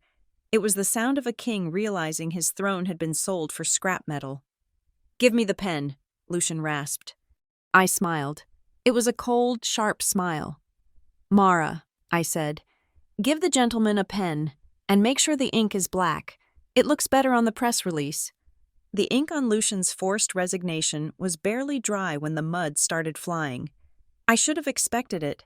In the corporate world, when you cannot beat someone with a balance sheet, you try to beat them with a character assassination.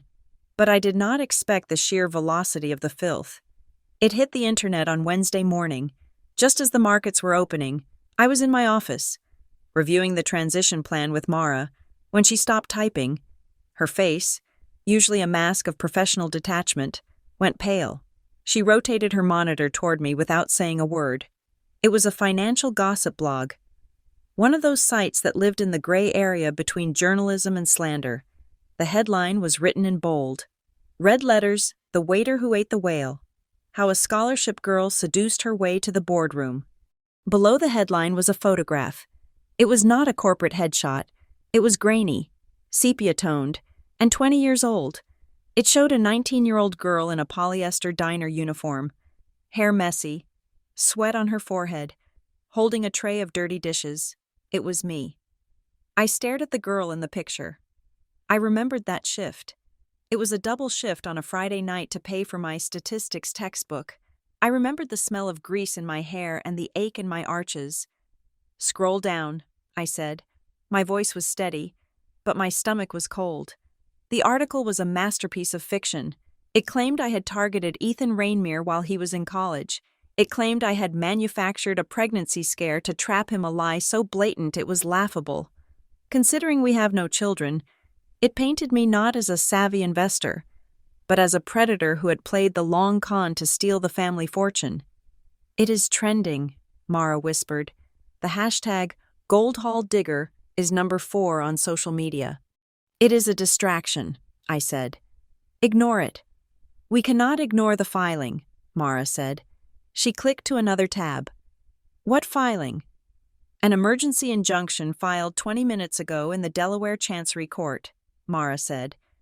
"A lawyer representing anonymous minority shareholders is asking to freeze the acquisition.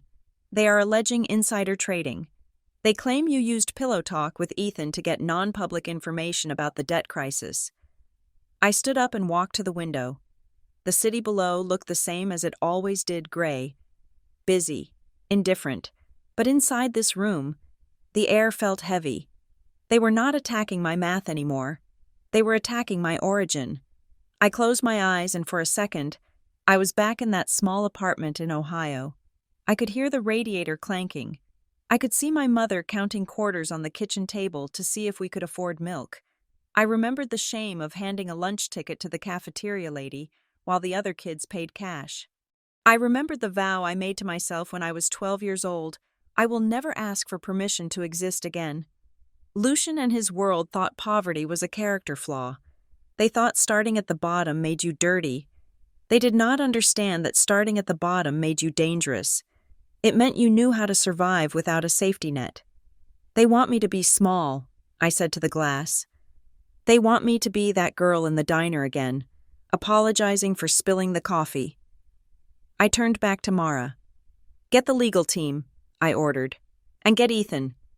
He is already here, Mara said. He is in his office. He has seen it.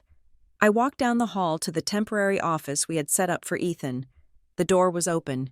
He was sitting at his desk, staring at his phone. He looked sick. Ethan, I said. He looked up. His eyes were haunted. They are saying I am a puppet, he said. His voice was hollow. They are saying you married me for the access code. They are saying I am too stupid to know I was being played. Do you believe them? I asked. No, he said quickly. No, of course not. But Wisteria, everyone is reading this. My friends, my colleagues. They are laughing at me. They are saying I let my wife castrate my father. This was the real knife, the financial loss. Ethan could handle. But the humiliation, the attack on his masculinity. That was the Rainmere Achilles' heel. It was the same weapon Lucian used. This is designed to break us apart. Ethan, I said. They know they cannot stop the acquisition legally, so they are trying to stop it emotionally. They want you to turn on me. They want you to say, "Stop, this is too much. Let's settle." Is it true? He asked. I froze. Is what true? Did you use me? He asked. Not the money. I know you made your own money, but did you use my name? Did you use the access? I walked over to him. I placed my hands on his desk and leaned in. I used your name to get into the room, I said. Yes, because without that name, they would not have let the waitress from Ohio pass the security guard. But once I was in the room, I did the work. I read the filings you ignored. I saw the rot you were too afraid to look at. I did not steal this company. Ethan, I caught it when it fell. He looked at me. He searched my face for a lie. He found none. Who released the photo? He asked. Dad. Lucian is arrogant, I said. He attacks from the front. Calling me trash at dinner is his style. This digging up a 20-year-old photo from a diner in Ohio, this is petty. This is high school drama. Lucian thinks he is a king. Kings do not dumpster dive. Then who? We are going to find out, I said. I went back to my office. I called our forensic data team. I want the metadata on that photo. I told the head of security, I want to know where it was scanned. I want to know who sent it to the blog. It was sent anonymously, the security chief said. Proton mail? Encrypted. Trace the payment, I said. Blogs do not run smear pieces this detailed for free. Someone paid for promoted content. Follow the money. 2 hours later, we had a name. It was not Lucian. The payment to the blog marketing agency came from a shell company registered to a media consulting firm in DRC, a firm called Apex Strategy, and the principal client of Apex Strategy was a political action committee that had one major donor. It is not your father, I told Ethan. We were in the conference room now. It is your cousin. Rowan, Ethan asked. Rowan Vale. Rowan runs Ravelin Harbor, I said. He is the one sitting on the toxic waste. He knows that if I take over, I am going to audit his subsidiary. I am going to find the bodies he buried. He is terrified. He is trying to freeze the deal to buy himself time to shred the documents. Rowan, Ethan whispered. We grew up together. He taught me how to sail. He is trying to sink you. Ethan, I said. He provided the photo.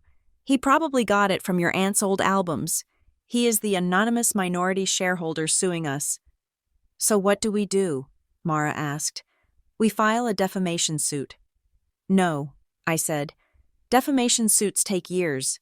We need to kill this narrative today. We need to turn the lights on. I turned to Mara. Release the timeline. Which one?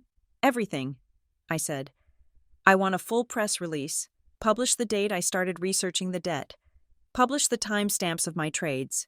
Publish the emails where I tried to warn the board about the liquidity crisis 6 months ago, the emails they ignored, and invite the SEC in. Invite them, Mara asked. Wisteria. No one invites the SEC. We do, I said. We issue a statement. Goldhall Strategies welcomes a full review of all trading activity. We are confident in our compliance. Furthermore, we are requesting an immediate independent audit of all Rainmere Dominion subsidiaries to investigate allegations of financial mismanagement by prior leadership. You are calling his bluff, Ethan said. I am raising the stakes, I said. Rowan accused me of insider trading to hide his own fraud, so I'm going to show the world my trades, and then I am going to point the flashlight at his fraud. If he wants to talk about dirty secrets, let us talk about the Ravelin Harbor contamination reports. We drafted the release. We hit send. Within 30 minutes, the narrative shifted. The financial news network stopped talking about my waitress uniform and started talking about the bold transparency of the new management. The insider trading accusation looked weak when set against a stack of time-stamped documents proving I had bought the debt on the open market based on public filings. But the personal wound remained. Ethan was standing by the window, watching the sun set over the Hudson River. I am sorry, he said. I looked up from my laptop. For what? You did not post the photo. For the dinner, he said. He did not turn around. For the 10 seconds I sat there and let him call you trash, I told myself I was shocked. I told myself I was processing it. But that is a lie. He turned to face me. I was scared, he admitted. I was scared of him. I have been scared of him my whole life. And when you stood up, when you walked out, I felt small. Because you were doing the thing I never could. You were standing up to him. Ethan, I began. No, let me finish, he said. Today, when I saw that photo of you in the diner, I didn't feel shame. I felt pride. You built yourself. I was just born. And I realized that if I want to be worthy of being your husband, I need to stop being a Rainmere and start being a partner. He walked over to the table. He picked up the file on Ravelin Harbor. Rowan is dangerous, Ethan said. He is not like my father. My father is a bully, but he has a code. Rowan has no code. If he leaked this, it means he is desperate. We are going to audit him tomorrow, I said.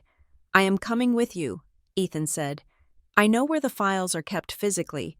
The digital ones might be wiped, but there is a physical archive at the harbor facility.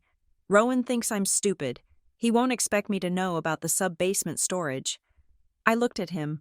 For the first time, the Rainmere in him wasn't a liability. It was an asset. He was using his insider knowledge not to protect the family, but to clean it. Okay, I said. We go tomorrow, 8 o'clock in the morning. My phone buzzed on the table. It was a text message. Unknown number. I picked it up. There were no words at first, just an image. It was a picture of my car, parked in the garage of our building, taken from the shadows. Then a text bubble appeared. You enjoy the spotlight. Mrs. Goldhall, but be careful. If you go digging in Ravelin Harbor, you might find more than just paper. You might find that accidents happen to curious people. Keep your husband on a leash, or he might get hurt. I stared at the screen. The air in the room seemed to drop 10 degrees. This was not a legal threat. This was not a PR smear. This was a physical threat. What is it? Ethan asked.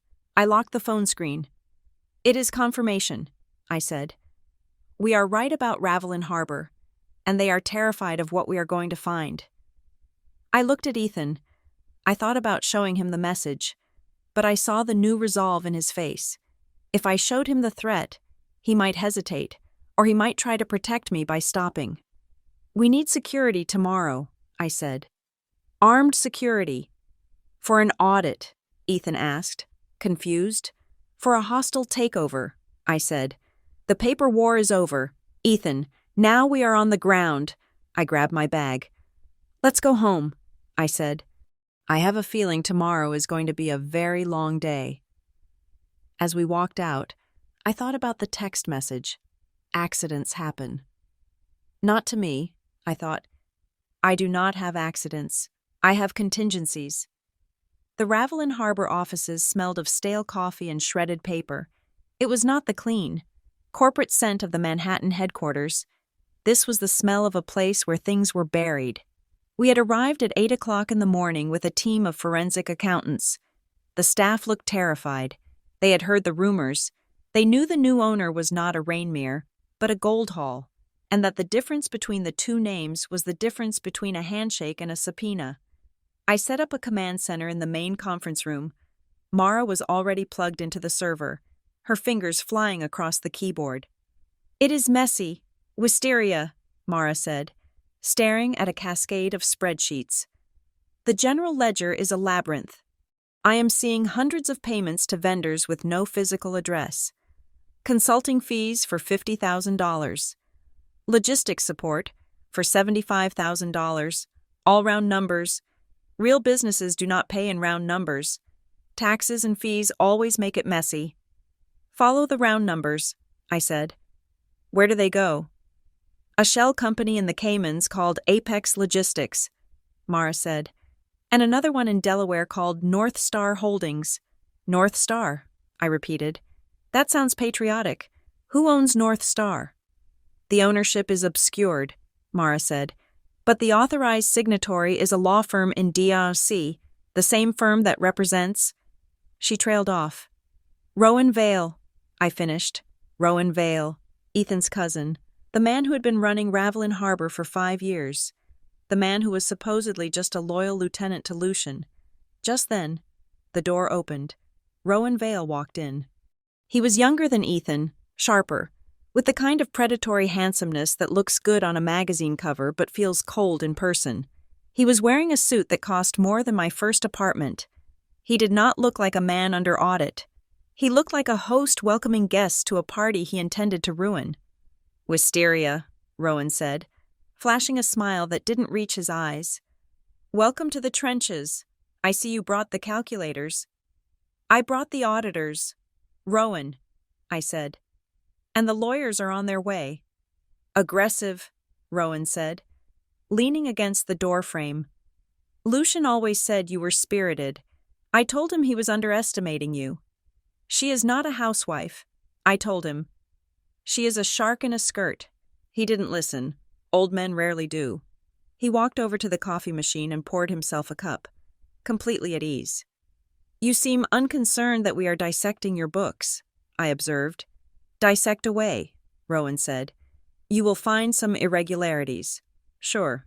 Sloppy bookkeeping, maybe a few expense account violations, but nothing that sticks to me. I just sign the checks. I don't write the invoices." He took a sip of coffee and looked at Ethan, who was standing by the window, reviewing a stack of physical files we had pulled from the archives. "Ethan," Rowan said, "long time. You look tired. Being a revolutionary is exhausting, isn't it?" "I am fine." "Rowan," Ethan said. He did not look up. "Can I borrow you for a minute?" Rowan asked. "Family business. Cousin to cousin." Ethan looked at me. I nodded slightly. "Go ahead." They walked out into the hallway. I watched them through the glass wall. Rowan put a hand on Ethan's shoulder. It looked friendly, fraternal, but I knew better. He was isolating the target. I turned back to Mara. "Keep digging. Look for the safety reports. The ones Arthur mentioned. I want the originals, not the PDFs." Meanwhile, in the hallway, the conversation was not friendly. "You are on the wrong side, Ethan," Rowan said, his voice low. "She is going to burn this place down. You know that, right? She doesn't care about the legacy. She cares about winning. She is humiliated, and she is lashing out." "She is saving the company," Ethan said. "Dad was driving it into a wall." "Lucian is old," Rowan dismissed. "He is yesterday's news. I agree with you there. He needs to go. But Wisteria. She is an outsider. She doesn't understand how this town works. She is going to trigger a federal investigation that will wipe out everything. The trust, the estate, your mother's house." Rowan leaned in closer. "Join me, Ethan," he whispered. "Help me stop her. We can oust Lucian together. I will take the CEO spot, and I will make you chairman, a real chairman, not a figurehead. We can run this family the way it should be run, modern, ruthless, but together." "And Wisteria?" Ethan asked. "We buy her out," Rowan said. "We give her a nice profit on her debt purchase and send her back to her consulting firm. She gets money, we get the company, everyone wins." Ethan looked at his cousin. He saw the ambition burning in Rowan's eyes. It was naked and ugly. Rowan didn't want to save the company. He just wanted to be the one wearing the crown when it crashed. "You are the one who leaked the photo," Ethan said. Rowan shrugged. "Politics, cousin, you have to break a few eggs. It wasn't personal, just strategic deployment of information." "It was my wife," Ethan said. "And it was a lie." "It was effective," Rowan countered. "Look, Ethan, Lucian treats you like a child. I am offering to treat you like a partner. Do not be stupid. Do not let a woman destroy your birthright." Ethan looked at Rowan's hand on his shoulder. He reached up and removed it. "My birthright is a lie." "Rowan," Ethan said. "It is built on bribes and poison. Wisteria is the only clean thing in this entire family." Ethan turned and walked back into the conference room. He looked shaken, but resolved. "He tried to flip me," Ethan told me. "I assumed so," I said. "What did he offer?" "The chairman's seat," Ethan said, "and a way to get rid of you." And I realized," Ethan said, placing a file on the table, "that my family is not just toxic, it is rotting." He opened the file. "Look at this," Ethan said. "I found it in the sub-basement. It is an incident report from 3 years ago. Ravelin Harbor, a pipeline rupture." I looked at the document. It was a handwritten logbook, yellowed with age. Date, November 12, 2023. Event pressure valve failure, Sector 4, discharge, estimated 5,000 gallons, action containment protocol beta. 5,000 gallons, I said. "That is significant, but it is not a catastrophe if contained." "Look at the next page," Ethan said. I flipped the page.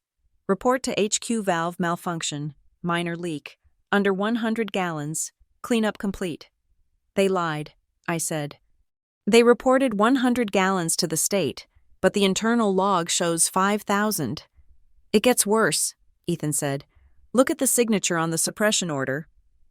It was not Lucian's signature. It was Rowan Vale's. "Rowan signed off on the cover-up," I said.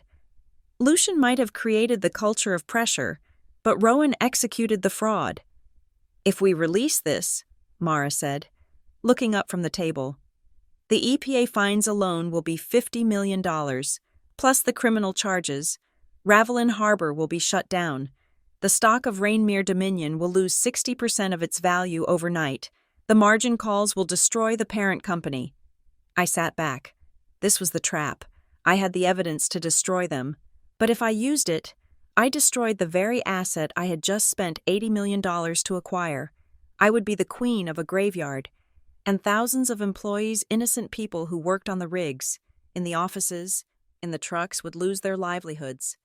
"I cannot burn it down," I said. "I need to excise the tumor without killing the patient." "How?" Ethan asked. "We need a scapegoat," I said. "A specific, isolated scapegoat. We need to pin this entirely on rogue management at the subsidiary level.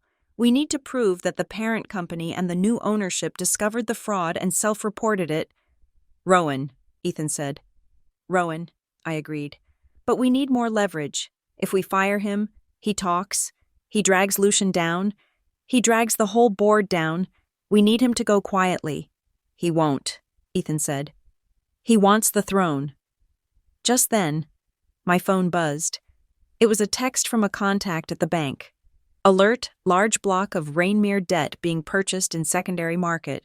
Buyer is obscured, but volume is high." "Someone else is buying," I said. "Lucian?" Ethan asked. "No," I said. "Lucian is tapped out.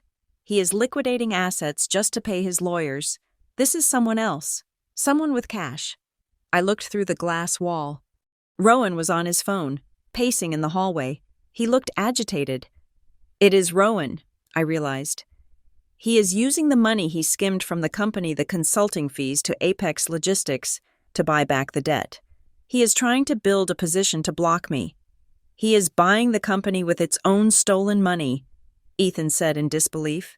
"It is brilliant," I admitted. "In a sick way, but he is too late." "Why?" "Because I already own the blocking position," I said. He can buy all the floating debt he wants. I have the controlling tranche, but he can make it messy. He can force a prolonged bankruptcy court battle that bleeds us dry. I needed a decisive blow. I need a board member, I said. I need one of the old guard to flip, not just abstain like Ethan, but actively vote with me to remove Rowan for cause. They are all Lucian's cronies, Ethan said. They won't budge. There is one, I said. Silas Vane, the one who looked at me at dinner with not contempt, but pity. He has a daughter my age, and he is the head of the audit committee. If the fraud happened under his watch, he is liable. He is scared. He is at the club, Ethan said. He plays bridge on Tuesdays at the Ashford Country Club. I am going to the club, I said. You can't, Ethan said. Members only. I am the owner of the company that pays his membership dues, I said. I think they will let me in. I left Ethan and Mara at the Ravelin offices to secure the physical files. I drove to the Ashford Country Club. It was a fortress of green velvet and old money. I found Silas Vane in the card room. He was a small man with white hair and shaking hands. He looked up when I walked in. The room went silent.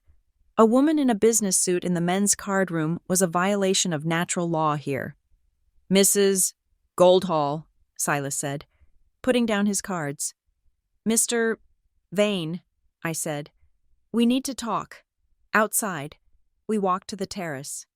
I know what you found, Silas said immediately. Arthur told me. The EPA reports. Then you know you are sitting on a powder keg, I said. When I release those logs, the SEC is going to ask why the audit committee chairman didn't catch the discrepancy between the 5,000 gallons and the 100 gallons. Silas wiped his forehead.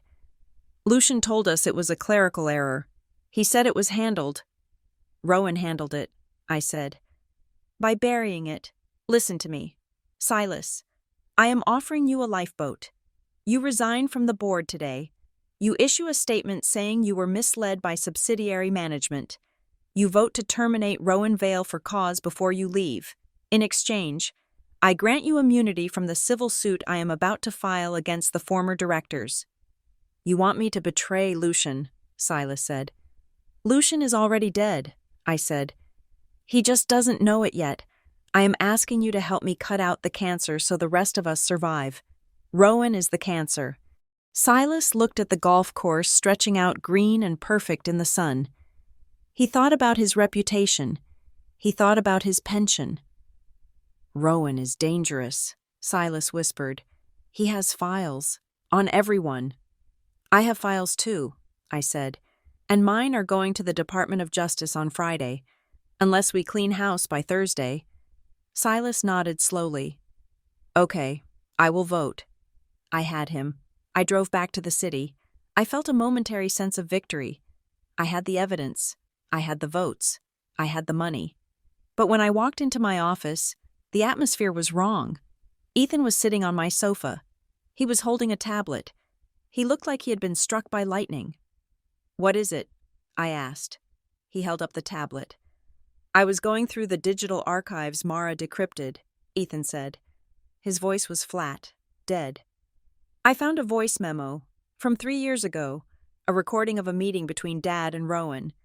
I took the tablet. I pressed play. Lucian's voice. The girl is a problem. Rowan? Wisteria. She asked too many questions about the trust. Rowan's voice. She is smart, smarter than Ethan. Lucian's voice. That is not a compliment. Smart women are tedious. She is a decoration. Rowan. A shiny object I let Ethan buy. But if she starts thinking she is part of the architecture, we will have to break her, or break him so he leaves her. I listened to the crackle of the recording.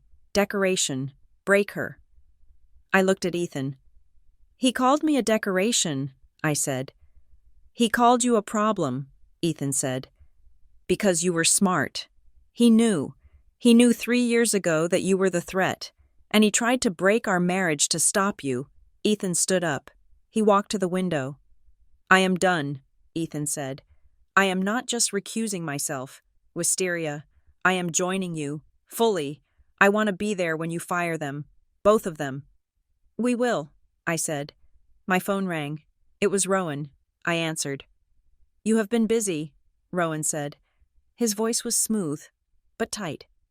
Visiting the club, digging in the basement. You are thorough. I am efficient, I said. It is over, Rowan. I have the logbooks. I have Silas Vane. You are fired. Rowan laughed. It was a cold, metallic sound. You think you can fire me? He asked. Wisteria, darling, you are looking at the accounting fraud. That is cute, but you missed the real leverage. What leverage? Check your email, Rowan said. I just sent you a file. It is from the Ravelin HR server.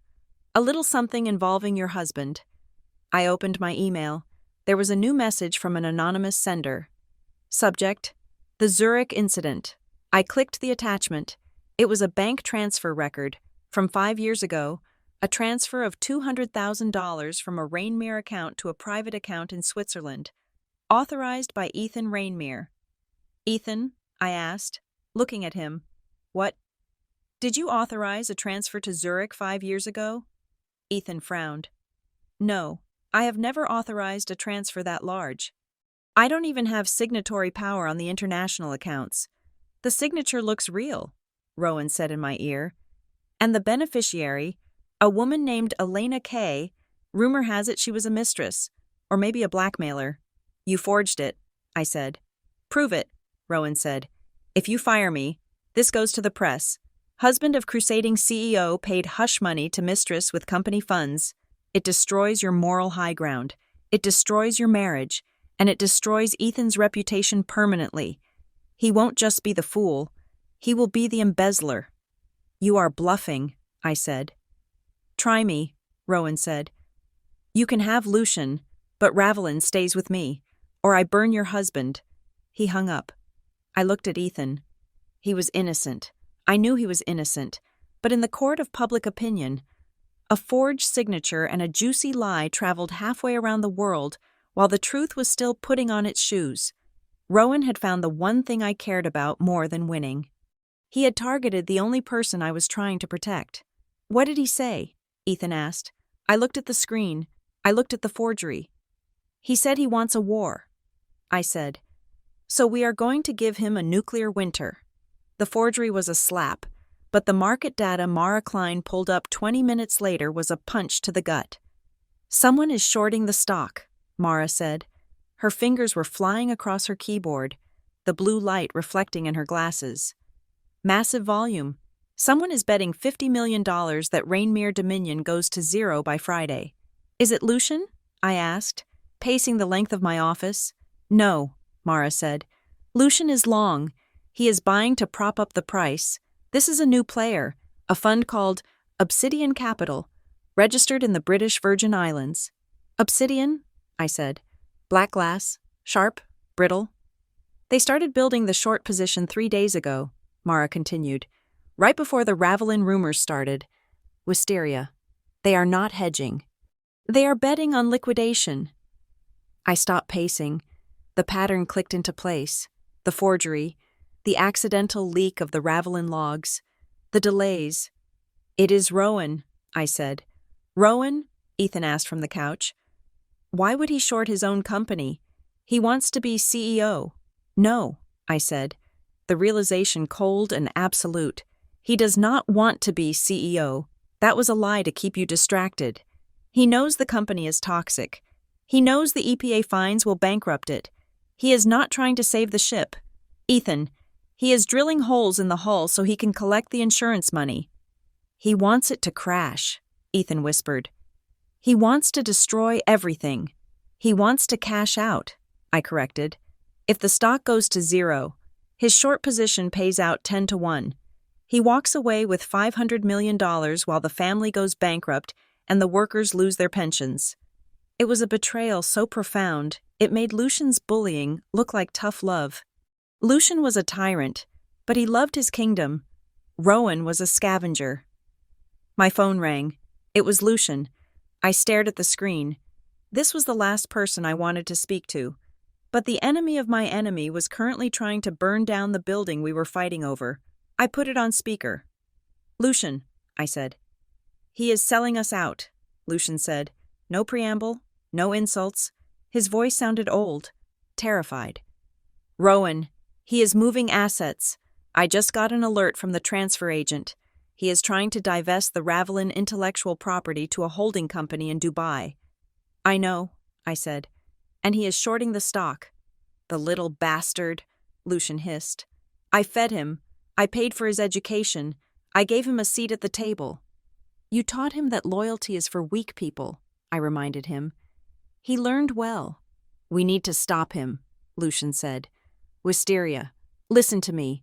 I know what I said. I know what I did. But if Rowan succeeds, there is nothing left. No company for you to buy. No legacy for Ethan. Nothing. Are you asking for a truce? I asked. I am asking for an alliance, Lucian said. The words clearly tasted like ash in his mouth. I have the voting codes for the subsidiary accounts, but I need your legal team to freeze the transfer. I need your injunction. It was a deal with the devil.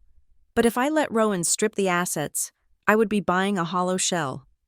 Fine, I said. But here are the rules. 1. We communicate only through lawyers. 2. Every instruction you give is in writing. 3. You sign an admission of negligence regarding the Ravelin oversight. Today, you want me to confess, Lucian balked. I want collateral, I said. If I save your company from Rowan, I need to know you won't turn around and stab me with it. Sign the admission, Lucian, or let Rowan sell it for scrap. There was a long silence. I could hear his heavy breathing. Send the document, Lucian growled. I hung up.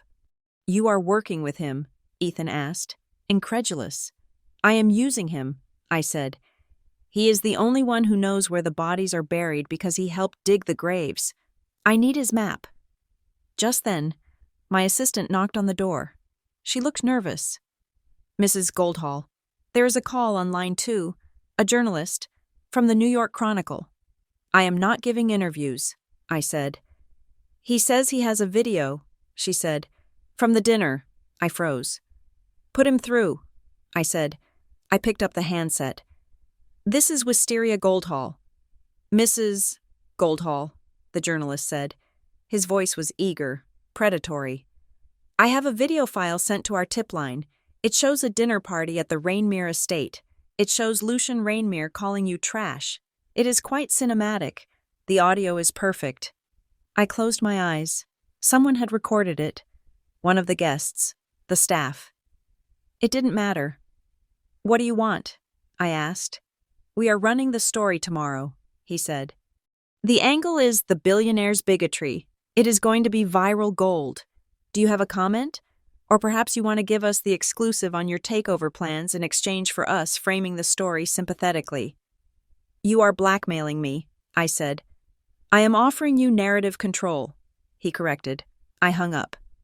They have the video, I told Ethan.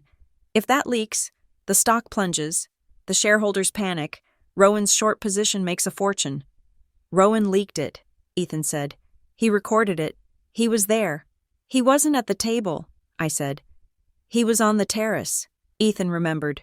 Smoking. The doors were open. Of course, Rowan had been gathering ammunition for years. If that video comes out, I win the public opinion war, I said. Everyone will hate Lucian, but the company becomes a laughingstock. The brand becomes toxic. I don't want to rule a ruin. Ethan? So we release it ourselves, Ethan said. I looked at him. What? If the paper releases it, it's a scandal, Ethan said, his voice gaining strength. If we release it, it's a statement. We post it, tonight, on the company website, with a caption, "This is the culture we are ending. This is why we are restructuring." You want to show the world your father abusing me? I asked. I want to show the world why you had to fire him, Ethan said. It stops being gossip and starts being evidence. It takes the power away from Rowan. He can't threaten us with a secret we have already told. It was brilliant, and it was brave. Do it, I told Mara. Upload it, contextualize it. Transparency in leadership transition. We posted the video at 6 o'clock, by 7 o'clock, the internet was burning. But the sentiment wasn't mockery. It was outrage. Support. The narrative shifted from family drama to necessary purge. The stock actually ticked up in after-hours trading. Rowan's short position was getting squeezed, but Rowan was not done. At 8 o'clock, a process server walked into my office. He dropped a thick stack of papers on my desk. "You have been served," he said. I looked at the cover sheet. Vale versus Goldhall Strategies, et al. "It is a lawsuit," I said, scanning the document. "He is suing for coercive takeover practices. He is claiming I manipulated the debt market to force a default. He is asking for a temporary restraining order to block the acquisition." "It is baseless," Mara said. "It is a delay tactic," I said. "He knows he can't win. He just needs a judge to pause the deal for 48 hours. If he pauses it, he can complete the asset transfer to Dubai. He strips the IP, the cash, the patents. By the time we win the lawsuit, the vault is empty." "We need to prove he is acting in bad faith," Ethan said. "We need to prove he is stealing. We need the transfer authorization codes," I said. "The ones he is using to move the assets." "Lucian has them," I said. "He said he had them." I called Lucian again. "Rowan sued me," I said. "He is stalling. I need the codes. Lucian, I need to log into the system and cancel those transfers before the judge grants the restraining order." "I cannot give them to you," Lucian said. His voice was shaking. "Why?" I demanded. "We had a deal." "Because," Lucian whispered, "if I give you the codes, you will see the archive attached to them." "What is in the archive?" "Lucian?" "A contract," he admitted. "From 5 years ago, a side letter." "What does it say?" "It says I authorized Rowan to set up the offshore accounts," Lucian said. "I thought it was for tax optimization. I didn't know he would use it to loot the company. But my signature is there, if you use the codes. The system logs it. The contract becomes visible to the auditors, and I go to jail, not for negligence, for conspiracy." I dropped the phone. The trap was perfect. Rowan had implicated Lucian in the very mechanism he was using to steal the company. If I stopped Rowan, I sent Lucian to prison. If I saved Lucian, I let Rowan destroy the company. "What is it?" Ethan asked. "Your father signed the permission slip," I said. "He authorized the theft. He didn't know it was theft, but he signed it." Ethan closed his eyes.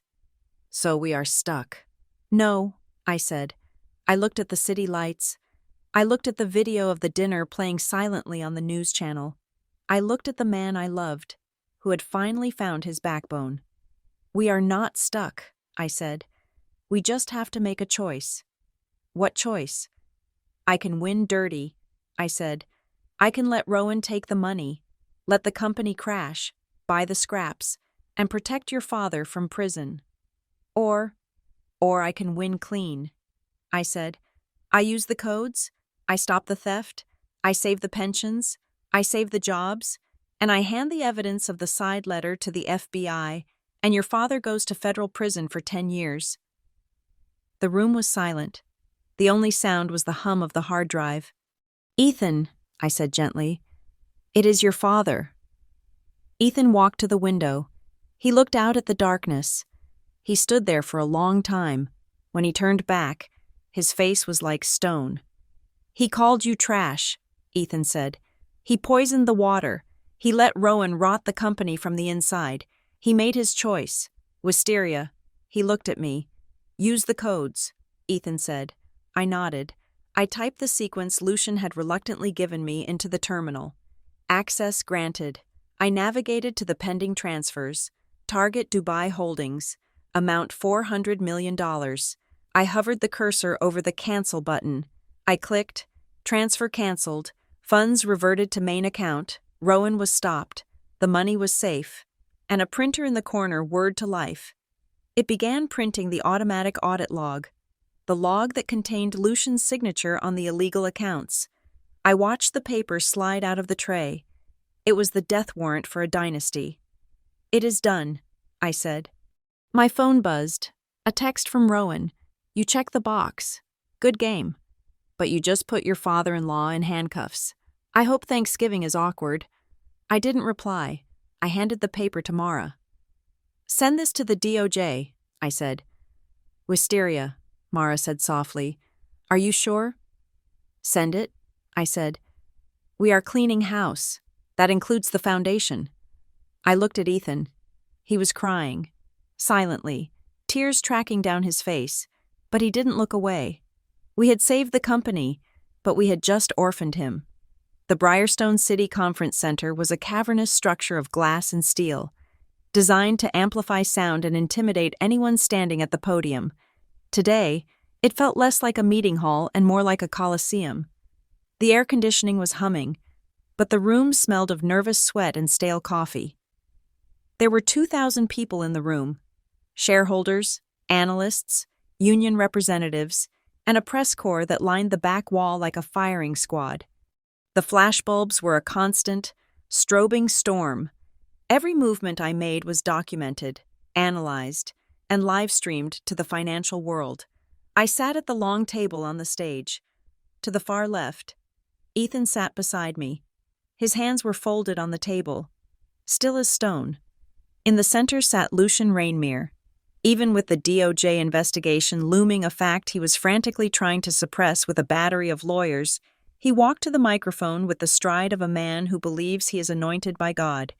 He wore a navy suit that cost $5,000. He adjusted his tie. He looked out at the sea of faces, and for a moment, the room fell silent. Ladies and gentlemen, Lucian began. His voice was rich, deep, the voice that had charmed Wall Street for 40 years. We are here today because of a tragedy, not a financial tragedy, but a family one. You have read the headlines. You have seen the smear campaigns. You have seen a young woman, whom I welcomed into my home, attempt to dismantle a legacy she does not understand. He gestured toward me. He did not look at me. Wisteria Goldhall is a talented accountant, Lucian said, the praise dripping with condescension. But she is not a builder. She is a liquidator. She looks at Rainmere Dominion and sees only numbers to be crunched. She does not see the history. She does not see the people. She wants to seize control to satisfy a personal vendetta. She is willing to bankrupt this company just to prove she is powerful. A murmur went through the crowd.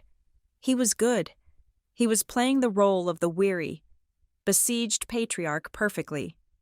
I am asking you, Lucian continued, his voice rising, to reject her hostile bid, reject this chaos, stand with the leadership that built this stock from a penny share to a global empire. Do not let the vandals inside the gate. He stepped back. There was scattered applause, mostly from the older shareholders, the ones who remembered the glory days and ignored the rotting foundation. Then Rowan Vale stood up. Rowan did not wear a suit. He wore a crisp white shirt with the sleeves rolled up, the uniform of the modern executive. He walked to the podium with a bounce in his step. He smiled at the cameras. He was the alternative, the compromise. Lucian is right about one thing, Rowan said, his voice smooth and reasonable. The past is important, but Wisteria is right about something too. The current model is broken. He clicked a remote. A slide appeared on the massive screen behind us. We are bleeding cash, Rowan said. The Ravelin Harbor situation, which I am personally investigating, is a symptom of a bloated structure. But Wisteria's plan to restructure is too slow. It is too risky. It relies on saving dying assets. He clicked again. A graph showed a sharp spike. My proposal is simple, Rowan said. Liquidity. We sell the hard assets. We sell the drilling rights. We sell the logistics arm. We convert Rainmere Dominion into a holding company. We return the cash to you, the shareholders, a special dividend of $20 per share. We take the money off the table before the regulatory environment gets worse. The room buzzed louder. $20 a share. It was a bribe. He was offering to gut the company and hand out the organs as cash prizes. It is the only responsible choice, Rowan concluded. looking directly at the hedge fund managers in the front row. Do not let wisteria tie your capital up for 10 years in a turnaround project. Take the win. Take the cash. Vote for the Vail proposal. He sat down. He looked at me and winked. It was subtle, but I saw it. He thought he had won. He thought greed would always beat vision. I stood up. I did not have a remote. I did not have a graph. I walked to the podium and adjusted the microphone. I waited for the murmuring to die down. I waited until the silence was absolute. My name is Wisteria Goldhall, I said, and I am not here to sell you a dream. I am here to tell you the truth. I looked at the crowd. Mr. Rainmere tells you I am a vandal, I said. Mr. Vail tells you I am a risk, but neither of them has told you where your money actually is. I signaled to Mara, who was at the control desk off stage. The screen changed. It was not a graph. It was an email chain. The font was small, but magnified on the 40-foot screen. It was legible to everyone in the back row. This is an email sent yesterday at 4 o'clock in the afternoon, I said. From Rowan Vail to a registered agent in Dubai. Rowan froze. The smile vanished from his face. The email authorizes the transfer of all intellectual property rights for the Ravelin extraction technology to a private entity solely owned by Mr. Vail, I read aloud. The price listed is $1. The room gasped. It was a collective intake of breath that sucked the oxygen out of the hall. Mr. Vail is not proposing to sell the assets to pay you, I said, my voice cutting through the noise. He is proposing to sell the shell of the company to you, while he keeps the engine for himself. He is not a savior. He is a looter. Rowan jumped up. That is a lie. That is a fabrication. She forged it. The metadata is authenticated by the bank, I said calmly. And the transfer was blocked by the chairman's override code yesterday evening. I turned to look at Lucian. He sat slumped in his chair, looking old and defeated. He knew I had saved the company, but he also knew the price was his own incrimination. Now, I said, turning back to the crowd, let us talk about the vandalism, Mr. Rainmere accuses me of, he calls it vandalism, I call it surgery. The screen changed again. This time, it showed the EPA violation reports, the real ones, the ones with the red ink. Rainmere Dominion is sick, I said. We have a subsidiary that has been poisoning the groundwater for 3 years. We have a leadership team that covered it up. If we follow Mr. Rainmere's plan of stability, the Department of Justice will shut us down in 6 months. The stock will be worth 0. I paused. My plan is painful, I admitted. We will pay the fines. We will spin off Ravelin Harbor into a separate liability entity. We will settle with the EPA. It will cost us 2 years of profits, but we will save the company. We will save 12,000 jobs, and we will build a business that does not need to bribe inspectors to stay open. She is delusional, Rowan shouted, trying to regain control. She doesn't have the votes. The institutions will never back a turnaround plan that kills dividends for 2 years. I control 30% of the proxy votes. Actually, I said, you don't. I looked at the back of the room, where a group of serious-looking men and women in gray suits were standing. I would like to acknowledge the representatives of the Ohio State Teachers Pension Fund, I said, and the National Firefighters Retirement Trust. Heads turned. These funds hold 25% of Rainmere stock, I said. For years, they have been passive. They let Lucian run the show. But last night, they reviewed the evidence I sent them. They reviewed the fraud. They reviewed the theft. And they reviewed my restructuring plan. I looked at Rowan. They are not interested in a quick buck. Rowan, they are interested in long-term solvency. They need this company to exist in 20 years to pay their retirees, and they have pledged their entire voting bloc to Goldhall Strategies. That is impossible, Rowan whispered. It is math, I said. I have the debt, I have the pension funds, and I have the independent shareholders who are tired of being lied to. You are stealing my company. Lucian suddenly roared.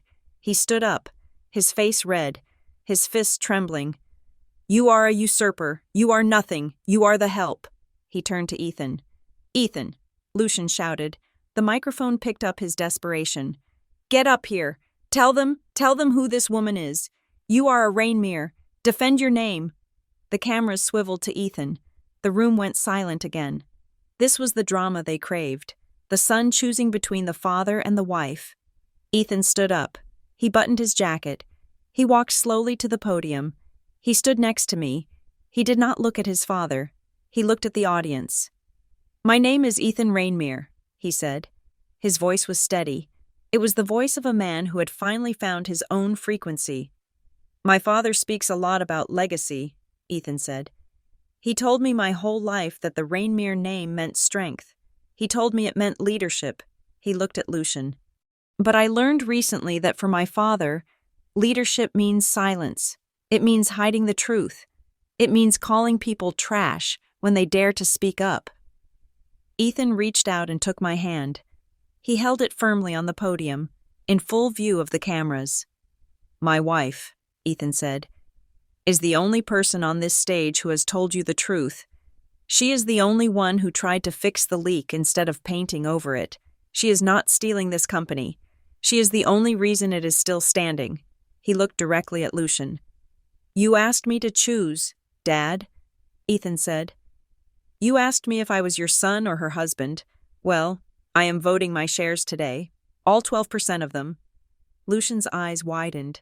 He thought, for a fleeting second, that Ethan might crack. "I am voting for the Gold Hall restructuring plan," Ethan said, "and I am making a motion to remove Lucian Rainmere as chairman of the board, effective immediately, for cause." The room erupted. It was a chaotic explosion of noise. Reporters were shouting questions. Shareholders were yelling. Rowan was frantically typing on his phone, likely trying to move money that was already frozen. Lucian stood frozen. He looked as if he had been shot. He looked at his son, his mouth opening and closing. But no sound came out. The betrayal, or rather, the justice was total. "We have a motion," I said into the microphone, cutting through the din. "Do we have a second?" "Second?" cried Silas Vane from the front row. The old board member had kept his promise. "We will proceed to the vote," I said. The digital voting tally appeared on the screen. It was not close. It was a landslide. The bars surged toward the yes column, the pension funds, the debt conversion shares, Ethan's block, and the terrified independent investors. They all ran to the safety I offered. Motion passed, 78% in favor. I looked at the screen. Then I looked at Lucian. "The motion carries," I said. "The board is dissolved. The restructuring plan is approved." I stepped back from the podium. The meeting was technically over, but the theater was not. Security guards. My security guards, hired through Gold Hall Strategies, began to move toward the stage. They were not there to protect Lucian. They were there to escort him. Lucian walked over to me. He ignored Ethan completely. He stood inches from my face. The cameras were zooming in, capturing every micro-expression. "You think you have won," Lucian whispered. His eyes were cold, dead things. "You have a piece of paper. You have a vote, but you will never be a Rainmere. You will always be the trash I found on the street." I looked at him. I did not feel angry. I did not feel hurt. I felt a profound, exhausting pity. "You are right, Lucian," I said. "I will never be a Rainmere, and thank God for that." "I am not leaving," Lucian said. "This is my stage. This is my building. You cannot remove me." I smiled. It was the smile I had worn when I signed the debt purchase order. "Look at the back of the room. Lucian," I said. He turned. Standing by the exit doors were 4 men in dark suits. They were not private security. They wore the blue windbreakers of the Federal Bureau of Investigation. "I turned over the audit logs this morning," I said softly. "The ones with your signature on the secret accounts, the ones Rowan tried to use to blackmail you. I gave them everything." Lucian paled. He grabbed the edge of the podium to steady himself. You sent the feds, he rasped, to your own shareholder meeting. I told you I was cleaning house, I said. I figured I would save them a trip. I leaned in closer. So here's your choice, I said. You can walk off this stage right now, with some dignity, and go meet them in the lobby, or you can stay here and scream at me, and I will let them come up here and handcuff you in front of the cameras. In front of the people you spent 40 years trying to impress. Lucian looked at the agents. He looked at the cameras. He looked at the crowd that was now watching the drama with bated breath. He realized he was not the king anymore. He was the suspect. He straightened his jacket. He ran a hand through his silver hair. He tried to summon one last shred of arrogance. You will regret this, he said. I doubt it, I replied. He turned and walked away. He walked down the stairs of the stage. He did not look at the shareholders. He walked straight toward the back of the room, toward the exit, toward the waiting agents. Rowan tried to slip away in the confusion, heading for a side door. Stop him, I said into my headset. 2 security guards stepped in front of Rowan. He stopped, looking around like a trapped rat. Mr. Vale, I said into the microphone. Please remain seated. The auditors have some questions for you regarding the Dubai transfer. And I believe the police are waiting in the green room. Rowan slumped into a chair, putting his head in his hands. The room was still buzzing, but the energy had changed. The sharks were gone. The water was clearing. I looked at Ethan. He was watching his father walk out the door. His face was full of pain, but he was standing tall. Are you okay? I asked, turning off my microphone. No, Ethan said, but I will be. He looked at me. What now? Madam Chairman? I looked out at the 2,000 people waiting for my next word. I looked at the company I now owned. It was broken. It was messy. It was in debt. And it was mine. Now, I said, picking up the gavel that Lucian had left on the podium. Now we get back to work. I brought the gavel down. Bang. The sound echoed through the hall like a gunshot. Or perhaps, like a starting gun. The boardroom on the 45th floor of the Rainmere Dominion headquarters was a space designed to make human beings feel insignificant. The walls were floor-to-ceiling glass, offering a view of the city that reduced the streets below to a gray grid of circuitry. The table was a slab of black marble, 30 feet long, cold to the touch, for 4 decades. This room had been the throne room where Lucian Rainmere issued decrees that moved markets and destroyed careers. Today, however, the air in the room was different. It was not heavy with fear. It was sharp with anticipation. I sat at the head of the table. It was 9 o'clock in the morning on Thursday. The new board of directors was assembled. On my right sat Ethan, looking pale but composed, wearing a suit that finally seemed to fit him properly. On my left was Silas Vane, the audit committee chair who had flipped, looking down at his hands. Down the length of the table sat the representatives of the pension funds, the restructuring experts I had appointed, and the legal counsel for Goldhall Strategies.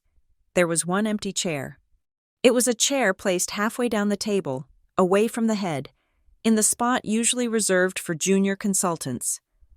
At 9:10, the double doors swung open. Lucian Rainmere walked in.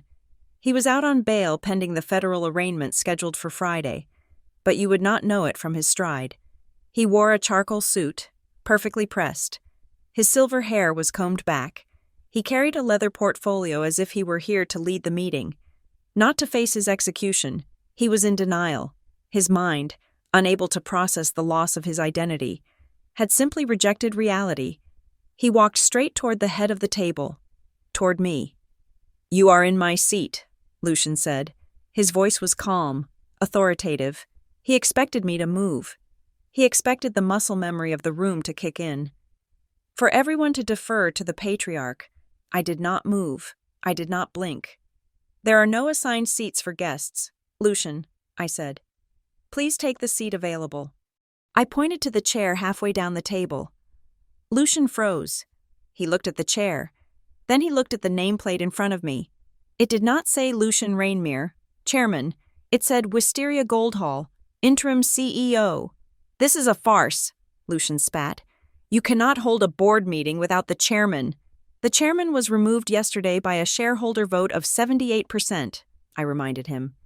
We are now proceeding with the first meeting of the restructuring committee. You were invited as a courtesy to hear the terms of your separation. Separation? Lucian repeated the word with a sneer. You think you can fire me? I built the walls of this building. I poured the concrete. And then you filled the foundation with toxic waste, I said. Sit down, Lucian, or security will escort you out before we even begin. He looked around the room. He looked at Silas Vane. Silas, Lucian barked. Tell her this is illegal. Silas Vane did not look up. He kept his eyes on his notepad. It is legal, Lucian. I checked the bylaws. It is over. Lucian stared at his old friend. The betrayal hit him harder than the legal notices. He let out a sharp breath, his face tightening. He walked to the side chair and sat down, dropping his portfolio on the table with a loud slap. Fine, Lucian said. Get on with your little play. Let us see how long you last before the stock price crashes. The stock is up 6% this morning, I said, glancing at the monitor embedded in the table. Apparently, the market prefers transparency to tyranny. I opened the leather binder in front of me. The sound of the heavy paper turning was the only noise in the room. Item 1, I read. Termination of employment. Lucian Rainmere is hereby relieved of all executive duties. Effective immediately. Cause for termination includes breach of fiduciary duty, conspiracy to defraud shareholders, and gross negligence regarding the Ravelin Harbor environmental protocols. Objection, Lucian interrupted. There is no proof of conspiracy. That is a matter for the courts. We have the side letter. Lucian, I said, not looking up. The one you signed for Rowan, the one authorizing the offshore accounts. We submitted it to the Department of Justice this morning. Lucian went silent. Item 2, I continued. Compensation. Due to the termination for cause, all unvested stock options are forfeited. The severance package detailed in your contract is voided under the bad actor clause. You will leave this company with exactly what you brought to the table today, nothing. You cannot strip my equity, Lucian hissed. I own 10% of this company. Your equity is frozen by the SEC pending the investigation into the Ravelin cover-up, I explained. And once the EPA fines are levied, which we estimate at $150 million, the company will be suing you personally for damages. By the time the lawyers are done, Lucian, you will be lucky if you can afford to keep the heating on in your lake house. Lucian stood up. He slammed his hands on the table. You are a thief, he shouted. You are a vindictive, small-minded little... He stopped. He looked at me. The hatred in his eyes was pure. Distilled venom. You are trash, he screamed. You are trash. You hear me? You are nothing but trash. The word echoed off the glass walls. Trash, trash, trash. I waited. I looked around the room. No one flinched. No one looked terrified. No one looked at their feet. Instead, the board members looked at Lucian with a mixture of exhaustion and pity. It was the look one gives to a senile relative who is making a scene at a wedding. The power was gone. The word had lost its teeth. Are you finished? I asked softly. I am never finished, Lucian roared. I am Rainmere Dominion. I am the industry. You think you can replace me. You are a decoration, a clerical error. Actually, I said, I have one more document to read. I pulled a single, yellowed sheet of paper from the back of my binder. It was encased in a plastic sleeve. While we were auditing your office yesterday, I said, my team found a personal correspondence in your safe. It is dated 15 years ago. A letter you wrote to yourself, a journal entry. Perhaps. Lucian's face went white. He recognized the paper. Do not read that, he whispered. I held the paper up. It is fascinating, I said. In this letter, you talk about the time the company almost went under in 2010. You write, and I quote, I had the chance to merge with Shell. It would have saved the shareholders. It would have secured the future. But I would have become a vice chairman. I would have lost the big chair. I decided to kill the deal. I would rather rule a ruin than serve in a palace. If the company burns, at least I will hold the matches. I lowered the paper. The silence in the room was absolute. You never cared about the legacy, I said. You never cared about the family name. You only cared about your own reflection in the window. You were willing to let this company rot, let your employees lose their livelihoods, let your own son inherit a crime scene, just so you could keep playing king. Lucian slumped back into his chair. He looked small. The grandeur was gone, stripped away by his own handwriting. Ethan stood up. He turned to his father. "Ethan," Lucian said, his voice trembling. "Son, that was a difficult time. I was under pressure. You understand?" "I understand," Ethan said. "I understand that for 30 years. I tried to be the son you wanted. I tried to be hard. I tried to be cold. I thought that was what strength looked like." Ethan looked at me. He smiled, a small, sad smile. "But strength is not burning things down. Dad, strength is fixing them." "You are making a mistake," Lucian pleaded. "She will discard you. Once she has the company secure, she will throw you away. She is using you." "She saved me," Ethan said. "She saved me from becoming you." Ethan turned to the security guard standing by the door. "Please escort Mr. Rainmere from the building," Ethan said. 2 large men in dark suits stepped forward. They walked to Lucian's chair. "Mr. Rainmere," the lead guard said, "if you would please come with us." Lucian looked at the guards. He looked at the table where he had ruled for half a century. He looked at me. "I will leave," Lucian said, trying to regain a shred of dignity. "I will walk out the front door, and the press will see me." "No," I said. Lucian stopped. "Your security clearance for the main lobby has been revoked," I said. "It is standard protocol for terminated employees with high security risks. You will leave via the service elevator in the north corridor." Lucian's mouth fell open. "The service elevator," he gasped. "That is for the cleaning staff. That is for the trash." I looked at him. I did not smile. I did not gloat. I simply nodded. "Exactly," I said. "Trash belongs with trash. Lucian, isn't that what you told me?" Lucian stared at me. For a moment, I thought he might lunge across the table, but the fight was gone. He was hollowed out. He realized, finally, that the rules he had used to crush others were now being applied to him. He stood up. He did not take his portfolio. He walked toward the door, flanked by the guards. He looked old. He looked like a stranger. The doors closed behind him. The room let out a collective breath. "Okay," I said. My voice was steady, though my heart was hammering against my ribs. "He is gone. Let us get to work." I picked up my pen. It was a Mont Blanc, heavy and black. "Item 3, I said. "Personnel retention." I looked at the terrified HR director at the end of the table. "Cancel the layoff notices for the Ravelin division," I ordered. "Cancel all of them. 1,200 jobs. We are keeping everyone." "But the budget," the HR director stammered. "If we pay the fines, we cannot afford the payroll." "We can," I said.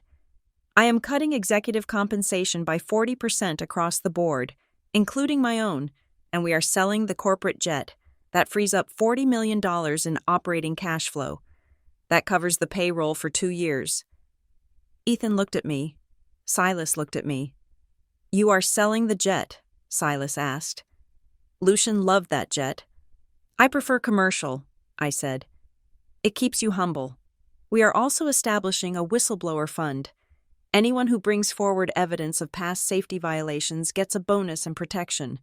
We are turning the lights on. People, no more shadows." I signed the order. The scratch of the pen on the paper was loud and decisive. Wisteria Goldhall, CEO. It was not just a signature, it was a promise. We spent the next 4 hours dissecting the corpse of the Rainmere Empire and stitching it back together. We reorganized the debt. We set up the EPA compliance schedule. We drafted the apology letter to the community of Ravelin Harbor. By 1 o'clock. The room was empty. The board members had left. exhausted but cautiously optimistic. Ethan had gone to speak to the press in the lobby, to present the new face of the family. I sat alone at the head of the table. The sun was high now, flooding the room with light. I looked at the polished black marble. I remembered the dinner. I remembered the way the candlelight had reflected off the silver. I remembered the feeling of the napkin in my hand, the only shield I had against his words. I took my phone out of my pocket. I opened my messages. I typed a text to Mara, who was down in the IT department securing the servers. It is done. The king has left the building. Mara replied instantly. How did it feel? Did you scream at him? Did you tell him he was pathetic? I looked at the empty chair where Lucian had sat. I thought about his screaming. I thought about his fear. And I realized that shouting back would have been a sign of weakness. It would have meant his words still had power over me. I typed my reply. No, I didn't scream. Revenge isn't screaming. Mara, revenge is signing. I put the phone down. I stood up and walked to the window. I looked down at the city. Somewhere down there, in the traffic, Lucian Rainmere was sitting in the back of a taxi, or perhaps a police car, realizing that the world had moved on without him. He had tried to crush me because I was different. He had tried to break me because I was poor. But he forgot the one rule of the market value is not about where you start. It is about where you finish. I did not need his apology. I did not need his respect. I looked back at the boardroom. It was quiet. It was clean. It was mine. Owning the room was infinitely better than being invited to the table. The end. Thank you so much for listening to this story of ambition, betrayal, and justice. I would love to know where you are tuning in from. Are you listening on your commute, at the gym, or relaxing at home? Please leave a comment below and share your thoughts on Wisteria's victory. If you enjoyed this story, please invite your friends to subscribe to the Juliet Revenge Stories channel, like this video, and smash that hype button to help this story reach more people. Your support means the world to us.